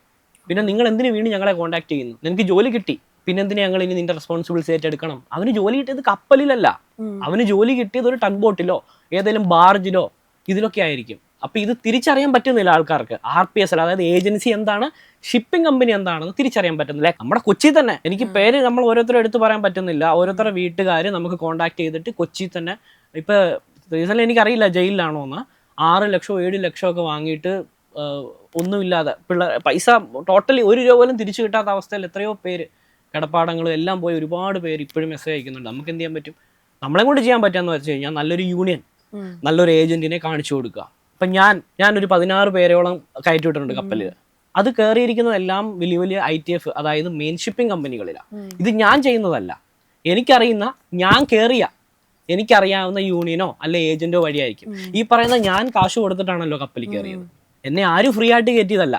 ഞാൻ പട്ടിണി കിടന്ന് ബോംബെ 2 വർഷം അവിടെ കേറ്ററിങ്ങിന്റെ പണി ചെയ്ത്, അല്ലെങ്കിൽ അവിടെ പോയി പണിയെടുത്ത് നമ്മൾ അവിടെ നിന്നിട്ട് പോലും ഒരു ഷിപ്പിംഗ് കമ്പനിക്ക് അകത്ത് പോലും കാല് കുത്താൻ പറ്റില്ല. അവിടെ എഴുതി വെച്ചിരിക്കുകയാണ് ഇതിൻ്റെ അകത്തോട്ട് കയറണ്ടാന്ന്. പിന്നെ നമ്മൾ എവിടെ പോകും? നമ്മൾ സ്വാഭാവികമായിട്ട് ഏജൻസിക്ക് പോകും, കാശ് കൊടുക്കും. നമുക്കൊരു ഓപ്ഷൻ ഇല്ല, വേറെ ഓപ്ഷൻ ഇല്ല, കാശ് കൊടുത്തേ പറ്റുള്ളൂ. ഇനി ഒരു 5% വരുന്ന ആൾക്കാർക്ക് ഒരു പക്ഷേ വലിയ വലിയ ടോപ്പ് റാങ്കിലുള്ള ഓഫീസേഴ്സിന്റെ റെക്കമെൻഡേഷനിലോ അവരുടെ ബ്ലഡ് റിലേഷനിലോ ഒക്കെ ആണെങ്കിൽ ഒരു പക്ഷേ അവർക്ക് റെഫറൻസ് വഴി കിട്ടിയേക്കാം. ബാക്കിയുള്ള ഞാൻ പറയുന്നു 95% പേരും ഒരു കാരണവശാലും ഈ സംഭവം ജോലി കിട്ടുമെന്നും പറഞ്ഞ് കപ്പലിലേക്കുള്ള കോഴ്സുകൾ പഠിക്കരുത്. അത്രയേ ഉള്ളൂ. ഇപ്പോൾ ഈ ഏജൻസി വഴി കയറിയ സമയത്ത് ഒരുപാട് സ്ട്രഗിൾ ചെയ്തു. ഇപ്പോൾ ആദ്യമായിട്ട് അവിടെ തന്ന ജോലി എന്തായിരുന്നു? നമ്മൾ ക്രൂ ആണ്. നമ്മുടെ ജോലി എന്ന് പറയുന്നത് കപ്പലിലെ മെയിൻ്റനൻസും അങ്ങനത്തെ കാര്യങ്ങളാണ്. അപ്പോൾ അവിടെ ഞാൻ പറഞ്ഞു അതൊരു 30 വർഷത്തിന് മേലെ പഴക്കമുള്ള ഒരു കപ്പല്, ഏകദേശം ഡെഡ് എഞ്ചിനായിട്ടുള്ള ഒരു കപ്പല്. ആ കപ്പലിലാണ് ജോലി. ആ കപ്പലിൽ AC ഇല്ല, അല്ലെങ്കിൽ അതിനൊരു ഫെസിലിറ്റീസോ കാര്യങ്ങളോ ഒന്നുമില്ല. അവിടെ ചെയ്യാത്ത പണിയൊന്നുമില്ല, എല്ലാ പണികളും നമ്മൾ ചെയ്യണം. കപ്പൽ മൊത്തം തൂത്തും തുടച്ചും പെയിന്റ് അടിച്ചും ക്ലീൻ ചെയ്തും അതേ സെയിം ടൈമിൽ തന്നെ നമ്മൾ പിന്നെ റിപ്പയറിംഗ് ആയാലും എല്ലാ കാര്യങ്ങളും നമുക്ക് ചെയ്യണം. ഒരു ക്രൂവിനെ സംബന്ധിച്ച് ഒരു കപ്പലിൽ A to Z പണി നമ്മൾ ചെയ്തേ പറ്റത്തുള്ളൂ. അപ്പം അതിന്റെ കോൺട്രാക്റ്റിലായിരുന്നല്ലോ ആദ്യം ജോയിൻ ചെയ്തിട്ടുണ്ടായിരുന്നത്. പിന്നീട് എങ്ങനെയാണ് നാട്ടിലോട്ട് വന്നതിന് ശേഷം പിന്നെ അവർ നെക്സ്റ്റ് കോൺട്രാക്റ്റിലോട്ട് വിളിക്കുകയാണോ ചെയ്യുക? അതായത് നമുക്കൊരു ഷിപ്പിംഗ് കമ്പനി എന്ന് പറയുന്നത് 9 മാസം, ക്രൂവിനെ സംബന്ധിച്ച് 9 മാസവും ഓഫീസേഴ്സിന് 4 മാസം അല്ലെങ്കിൽ 6 മാസം കോൺട്രാക്ട് ആണ്. ഒരു ഷിപ്പിംഗ് കമ്പനിയിൽ ജോലി ചെയ്യുന്ന ഒരാൾക്ക് അത് പെർമനന്റ് ജോലിയാണ്. ഇപ്പൊ ഞാൻ കപ്പലിൽ നിന്ന് സൈൻ ഓഫ് ചെയ്ത് വന്നു, ഞാൻ വന്ന ഒരു 10 ദിവസത്തിനുള്ളിൽ എന്റെ കമ്പനി എന്നെ കോൺടാക്ട് ചെയ്തു, അടുത്ത ജോയിനിങ് എപ്പോഴാണ്, നമ്മുടെ റെഡിനെസ് അവർ ചോദിച്ചു. അപ്പൊ ഞാൻ പറയുന്നു ഇന്ന മാസത്തേക്ക് ഞാൻ കയറാൻ റെഡിയാണ്, അവരവിടെ നോട്ട് ചെയ്ത് വെച്ചിട്ടുണ്ട്. നമ്മൾ കൊടുത്തിരിക്കുന്ന ഡേറ്റിന് 1 മാസം മുമ്പ് വീണ്ടും നമുക്ക് കോൾ വരും, നിങ്ങൾ റെഡി തന്നെ ആണോ. അതായത് അതൊരു കമ്പനിയാണ്, ഒരു ഷിപ്പിംഗ് കമ്പനിയാണ്, അതുകൊണ്ടാണ്. അതേസമയം ഏജൻസി വഴി നമ്മൾ കാശ് കൊടുത്ത് പോയെന്ന് തന്നെ വിചാരിക്കുക, അല്ലെ 9 മാസത്തെയോ 11 മാസത്തെയോ കോൺട്രാക്ട് കൊടുക്കും. അത് കഴിഞ്ഞ് തിരിച്ചു വന്നാൽ കഴിഞ്ഞു, തീർന്നു, പൈസയും പോയി. ഈ ഒരു എക്സ്പീരിയൻസും കൊണ്ട് പിന്നീട് ഇവർക്കൊരു ഷിപ്പിംഗ് കമ്പനിയിലേക്ക് കയറാൻ പറ്റില്ല. ഷിപ്പിംഗ് കമ്പനിയിൽ കയറാൻ കുറഞ്ഞത് ഒരു 3 കോൺട്രാക്ട് എങ്കിലും സെയിൽ എക്സ്പീരിയൻസ് ഉണ്ടാന്ന് വിചാരിച്ചു. ഒരു 3 വർഷം എക്സ്പീരിയൻസ് ഉണ്ടെങ്കിൽ ചിലപ്പോൾ ചില കമ്പനികൾ എടുക്കും എന്ന് പറയാം. പക്ഷെ ഈ 3 വർഷത്തെ എക്സ്പീരിയൻസ്, അതായത് 3 കപ്പൽ എവിടുന്ന്? ഈ ഏജൻസിക്ക് പൈസ കൊടുത്തിട്ട് പോകുന്നവർക്ക് ഒരു കപ്പലേ കിട്ടുന്നുള്ളൂ. അതിനുശേഷം കപ്പലെന്നല്ല, എങ്ങനെങ്കിലും അവർ സ്ട്രഗിൾ ചെയ്ത് അവർ തിരിച്ചു വന്നു തന്നെ വിചാരിക്കുക. പിന്നെന്ത് ചെയ്യും? പിന്നെ ചെല്ലുമ്പോൾ വീണ്ടും കാശ് ചോദിക്കുക, പെർമനന്റ് ജോബിലല്ല. അതായത് എത്ര പ്രാവശ്യം ഒരു കാശ് കൊടുത്ത് പോകും. എന്തിനു കൊടുക്കുന്നു? ഒരു പ്രാവശ്യം പെട്ടുപോയി, ഇനി നമുക്ക് മുന്നോട്ട് പോയേ പറ്റും, ഒരു കമ്പനി ചെല്ലണ എക്സ്പീരിയൻസ് വേണം. സോ ആ ഉണ്ടാക്കിയ പൈസ വീണ്ടും കൊടുക്കുന്നു, കടമെടുത്ത് വീണ്ടും കൊടുക്കുന്നു, ജോലിക്ക് കയറുന്നു, തിരിച്ചു വരുന്നു, വീണ്ടും അപ്ലൈ ചെയ്യുന്നു, ആരും എടുക്കുന്നില്ല, വീണ്ടും കൊടുക്കുന്നു. ഇതാണ് നടന്നുകൊണ്ടിരിക്കുന്നത്. അപ്പോൾ ഒരു ഷിപ്പിംഗ് കമ്പനിയുടെ ഫെസിലിറ്റീസ് വേറെ ആയിരിക്കും, ഏജൻസി എന്ന് പറയുന്ന സംഭവം വേറെ ആയിരിക്കും. അപ്പോൾ ഈ ഷിപ്പിംഗ് കമ്പനിയിൽ വർക്ക് ചെയ്യുന്നത് കൊണ്ട് തന്നെ സാറിന് ഇപ്പോൾ കിട്ടിയൊരു വലിയ ഒരു ഇതെന്ന് പറയുകയാണെങ്കിൽ, ഇപ്പോൾ ഒരുപാട് ഒരുപാട് രാജ്യങ്ങൾ കാണാൻ പറ്റി, അതൊരു വലിയ പ്ലസ് അല്ലേ? അപ്പോൾ ഇപ്പോൾ ടോട്ടൽ എത്ര രാജ്യങ്ങൾ കാണാൻ പറ്റി? എത്ര രാജ്യങ്ങൾ ഞാൻ പോയിട്ടുണ്ടെന്ന് വെച്ചാൽ ഞാൻ എണ്ണിയിട്ടില്ല. അതുപോലെ രാജ്യങ്ങൾ പോയിട്ടുണ്ട്. പക്ഷെ ചില രാജ്യങ്ങൾ നമ്മൾ പോയിട്ടുണ്ടോ എന്ന് ചോദിച്ചാൽ ഉണ്ട്, എന്നാൽ ഇറങ്ങിയിട്ടുണ്ടോ എന്ന് ചോദിച്ചാൽ ഇല്ല. എല്ലാ രാജ്യങ്ങളിലും കപ്പലിൽ നമുക്ക് പുറത്തു പോകാൻ പറ്റില്ല. ഇനി പുറത്ത് പോയാൽ തന്നെ ഒരു 6 മണിക്കൂറോ 8 മണിക്കൂറോ ആണ് ഈ പറയുന്ന ഇപ്പൊ ഒരു രാജ്യം, ഇപ്പൊ ഞാൻ എക്സാമ്പിൾ ഞാൻ സിംഗപ്പൂർ പോയി എന്ന് പറയുന്നത് ഇതൊരു 6 മണിക്കൂറത്തെ ആ ഒരു സംഭവത്തിലാണ് പറയുന്നത്. ഞാൻ സിംഗപ്പൂർ കണ്ടു, പക്ഷെ 6 മണിക്കൂർ സിംഗപ്പൂർ പോയില്ലേ, അല്ലെങ്കിൽ ഒരു രാജ്യത്ത് ഇറങ്ങിയില്ലേ. അവർ 6 മണിക്കൂറിനിടയിൽ ആ ഒരു രാജ്യം, അല്ലെ അവിടുത്തെ ജനങ്ങള്, അവിടുത്തെ ആഹാരം, അവരുടെ രീതികള്, ഇതൊക്കെ നമുക്ക് കാണാനെ കൊണ്ട് കഴിയും. അങ്ങനെയാണ് നമ്മൾ ഒരു രാജ്യത്ത് പോയി അവിടെ സ്റ്റേ ചെയ്തിട്ട് അത് അറിയുവല്ല ചെയ്യുന്നത്. ഓരോ രാജ്യങ്ങളും പോകുന്നു. അപ്പൊ നമ്മളെ സംബന്ധിച്ച്, കപ്പലുകാരെ സംബന്ധിച്ച് അതൊരു ഭയങ്കര വലിയൊരു പോസിറ്റീവാണ്. കാരണം നമ്മൾ പൈസ കൊടുക്കുന്നില്ല, കമ്പനിയുടെ ചെലവില് നമ്മൾ പോകുന്നു, നമ്മൾ കാണുന്നു. നമുക്ക് പിന്നെ എന്തെങ്കിലും കാര്യങ്ങൾ വാങ്ങണമല്ലോ പർച്ചേസ് ചെയ്യണമല്ലോ മാത്രം നമ്മുടെ പൈസ, ബാക്കി നമുക്ക് ഫ്ലൈറ്റ് ടിക്കറ്റ് ഇല്ല. ഇപ്പൊ അമേരിക്കയിൽ ഒരാൾക്ക് പോകണം എന്ന് ആഗ്രഹിച്ചാലും പോകാൻ പറ്റത്തില്ല. കാരണം 1 ഫ്ലൈറ്റ് ടിക്കറ്റ്, 2 വിസ. കപ്പൽ ജോലി ചെയ്യുന്നവരെ സംബന്ധിച്ച് ഇപ്പൊ ഞാൻ US പോവാണ്, എനിക്ക് US ഇറങ്ങാം, എനിക്ക് പോകാം. എന്റെ US വിസ ഉള്ളത് കൊണ്ട് നമുക്ക് പോകാം, കാണാം. എനിക്ക് എത്ര രൂപ ചെലവാകുന്നത്? കൂടിയ ടാക്സിയുടെ പൈസയോ നമ്മൾ പർച്ചേസ് ചെയ്യുന്ന സാധനങ്ങളുടെ പൈസ ഒരു $50 ഒരു പക്ഷേ 2000-3000 രൂപയ്ക്ക് നമുക്ക് US ചുറ്റാം. വേറെ എക്സ്പെൻസ് ആവുന്നില്ല. പക്ഷെ നമുക്ക് നാട്ടിൽ നിന്ന് ഒരാൾക്ക് അമേരിക്ക കാണണം എന്ന് പറഞ്ഞാൽ നടക്കുമോ? ഇല്ല. ഈ ഒരു ജോലിയുടെ ഒരു ബെനിഫിറ്റ് എന്ന് പറയുന്നത് ശരിക്കും പറഞ്ഞാൽ ഇതാണ്. അപ്പൊ ഏതെങ്കിലും രാജ്യത്ത് സ്റ്റേ ചെയ്യാൻ പറ്റിയിട്ടുണ്ടോ? ഇപ്പോ ഒരു ഹവർലി അല്ലാതെ ഒരു ഡേ അല്ലെങ്കിൽ 2 days sign on sign off കപ്പലിലേക്ക് കയറുന്നതിന് ഇപ്പൊ അമേരിക്കയിലാണെങ്കിൽ ബ്രസീലിലാണെങ്കിൽ യൂറോപ്പിൽ എവിടെ ആണെങ്കിലും ഏത് രാജ്യത്താണെങ്കിലും നമ്മൾ കപ്പലിൽ ജോയിൻ ചെയ്യേണ്ടതിന്റെ ഒരു ദിവസം മുമ്പേ കമ്പനി നമ്മളെ അവിടെ കൊണ്ടുപോകും. ഡിപ്പെൻഡ് സിറ്റുവേഷൻ ആണ്. ചില സമയത്ത് കപ്പൽ ബാടുവതൊരു കാരണം കരയ്ക്ക് അടുക്കാൻ പറ്റാത്ത സിറ്റുവേഷൻ വരുമ്പോൾ നമ്മൾ ചിലപ്പോൾ 2, 3, 4 ദിവസം കരയിൽ സ്റ്റേ ചെയ്യേണ്ടി വരും. അപ്പൊ ആ 4 ദിവസം നമ്മൾ ഹോട്ടലിൽ സ്റ്റേ ആണ്. ആ സമയത്ത് നമുക്ക് എവിടെ വേണമെങ്കിലും പോകാൻ കറങ്ങാം. അതുപോലെ തന്നെ തിരിച്ച് നമ്മൾ സൈൻ ഓഫ് ചെയ്ത് ഇറങ്ങുന്ന സമയത്തും നമുക്ക് ചിലപ്പോൾ ഫ്ലൈറ്റ് പിറ്റേ ദിവസമായിരിക്കും. കാരണം അടുത്ത് റിസ്ക് എടുക്കൂല. കപ്പലിന്റെ കാര്യമാണല്ലോ. ചിലപ്പോൾ എന്തെങ്കിലും എമിഗ്രേഷന്റെയോ അല്ലെങ്കിൽ കസ്റ്റംസിന്റെ പ്രശ്നം കൊണ്ട് ഇറങ്ങാൻ പറ്റുന്നില്ലെങ്കിൽ പോലും കമ്പനി ചിലപ്പോൾ ഒരു ദിവസം കഴിഞ്ഞിട്ടുള്ള ടിക്കറ്റ് ആയിരിക്കും ബുക്ക് ചെയ്യുന്നത്. അപ്പം നമുക്ക് ആ രാജ്യത്ത് ഒരു ദിവസം സ്റ്റേ ചെയ്യാം സൈൻ ഓഫിന്റെ സമയത്ത്. ഏത് രാജ്യത്തായാലും ആ സമയത്ത് നമുക്ക് പുറത്തു പോകാം. എല്ലാം നമുക്ക് ജസ്റ്റ് ഒരു പേപ്പർ വിസ മാത്രമാണ്. സീമാൻ ബുക്ക് ഉള്ളത് കൊണ്ട് തന്നെ പേപ്പർ വിസ വലിയ വിസയുടെയോ അങ്ങനത്തെ വലിയ ഇഷ്യൂസും കാര്യങ്ങളൊന്നുമില്ല. അപ്പൊ ഈ കപ്പലിലാണെങ്കിലും ഇപ്പൊ ഈ ഗ്വാഡിന്റെ ഒക്കെ പ്രശ്നങ്ങൾ ഉണ്ടാവല്ലോ. ഗ്വാഡ് ഇല്ലാത്ത കപ്പൽസ് ഉണ്ട്, ഗ്വാഡുള്ള കപ്പൽസും ഉണ്ടാവും. അപ്പൊ അങ്ങനെ ഇല്ലാത്ത കപ്പൽസിൽ വർക്ക് ചെയ്തിട്ടുണ്ടോ? കപ്പലുകളിൽ ഗാർഡില്ല. കപ്പലുകളിൽ ഗാർഡ് വരുന്നത് സൂയിസ് കനാൽ ക്രോസ് ചെയ്യുമ്പോൾ സൊമാലിയ, നമ്മുടെ റെഡ് സീ സൊമാലിയ വഴി നമ്മൾ സൂയിസ് കനാൽ ക്രോസ് ചെയ്ത് യൂറോപ്പിലോട്ട് പോകുന്ന ആ റൂട്ട് പോകുന്ന കപ്പലുകളിൽ മാത്രമേ ഗാർഡുള്ളൂ. അല്ലെങ്കിൽ നൈജീരിയ പോലത്തെ ഡേഞ്ചർ ആയിട്ടുള്ള സ്ഥലങ്ങളുണ്ട്, അറ്റാക്ക് നടക്കുന്ന സ്ഥലങ്ങളുണ്ട്. അങ്ങനെയുള്ള സ്ഥലങ്ങളിൽ മാത്രമേ ഈ പറയുന്ന ഗാർഡുള്ളൂ. അല്ലാത്ത കപ്പലുകളിൽ ഗാർഡൊന്നും ഇല്ല. ആ റൂട്ട് നമ്മൾ പോകുകയാണെങ്കിൽ താഴെ ശ്രീലങ്കയിൽ നിന്ന് ഗാർഡ് കയറും. എന്നിട്ട് ഈജിപ്തിന്റെ സൂയിസ് കനാലിൽ അവർ ഇറങ്ങും. എന്നിട്ട് തിരിച്ചു വരുന്ന കപ്പലിൽ അവർ വീണ്ടും അവിടെ നിന്ന് ബോർഡ് ചെയ്യും, ശ്രീലങ്കയിൽ ഇറങ്ങും. അപ്പൊ ഈ ശ്രീലങ്ക മുതൽ ഈ സൂയിസ് കനാൽ വരെയുള്ള ആ ഒരു നമ്മുടെ ഇന്തോനേഷ്യ ആ ഒരു ഇതുണ്ട്. അത് ആഫ്രിക്ക അതുപോലെ സൊമാലിയൻ റീജിയൻ വഴി ഇങ്ങനെ പോകുന്നൊരു ഡേഞ്ചർ ആയിട്ടുള്ള സോണാണത്. പൈറേസി സോണാണ്. അപ്പൊ ആ ഒരു ദിവസം 10 ദിവസമോ അല്ലെ 15 ദിവസമോ നീളുന്ന ഒരു യാത്രയ്ക്ക് വേണ്ടി മാത്രമാണ് ഗാർഡ് കയറുന്നത്. ഗാർഡ് കയറുന്നു, അവരുടെ അടുത്ത ഡെസ്റ്റിനേഷൻ ചെല്ലുമ്പോൾ അവർ ഇറങ്ങുന്നു, നമ്മൾ സെയിൽ ചെയ്ത് നമ്മുടെ ഡെസ്റ്റിനേഷനിലേക്ക് പോകും. അപ്പൊ അതുപോലെ തന്നെ അതില് ഈ റുട്ടീൻ എങ്ങനെയാണ്? ഉറക്കം, ഫുഡ്, ഇങ്ങനത്തെ ജോലിക്കിടയിലുള്ള റൊട്ടീന് നമ്മളൊരു കമ്പനിയിൽ ജോലി ചെയ്യുകയാണെങ്കിൽ എനിക്ക് രാവിലെ 9 മണി മുതൽ അല്ലെ 5 മണി വരെ 4 മണി വരെയാണ് എന്റെ ജോലി എന്ന് പറയാം. ഇത് കപ്പലാണ്. ഇതിന് നമുക്ക് സമയമുണ്ട്, എല്ലാവർക്കും അവരുടേതായ സമയമുണ്ട്. പക്ഷെ കപ്പലുകളിൽ പല സമയത്തും ഈ സമയങ്ങളൊന്നും നമുക്ക് പാലിക്കാൻ കഴിയില്ല. ഞാൻ പറഞ്ഞിട്ടുണ്ട് 32 മണിക്കൂറാണ് കണ്ടിന്യൂ കഴിഞ്ഞ കപ്പലിൽ പണിയെടുക്കേണ്ടി വന്നത്. 32 മണിക്കൂർ. കാരണം വേറെ ഓപ്ഷൻ ഇല്ല. ഞങ്ങൾ 22 പേരാണ് ഒരു കപ്പലിലുള്ളത്. അത്രയും വലിയൊരു കപ്പലിലുള്ളത് 22 ക്രൂവാ.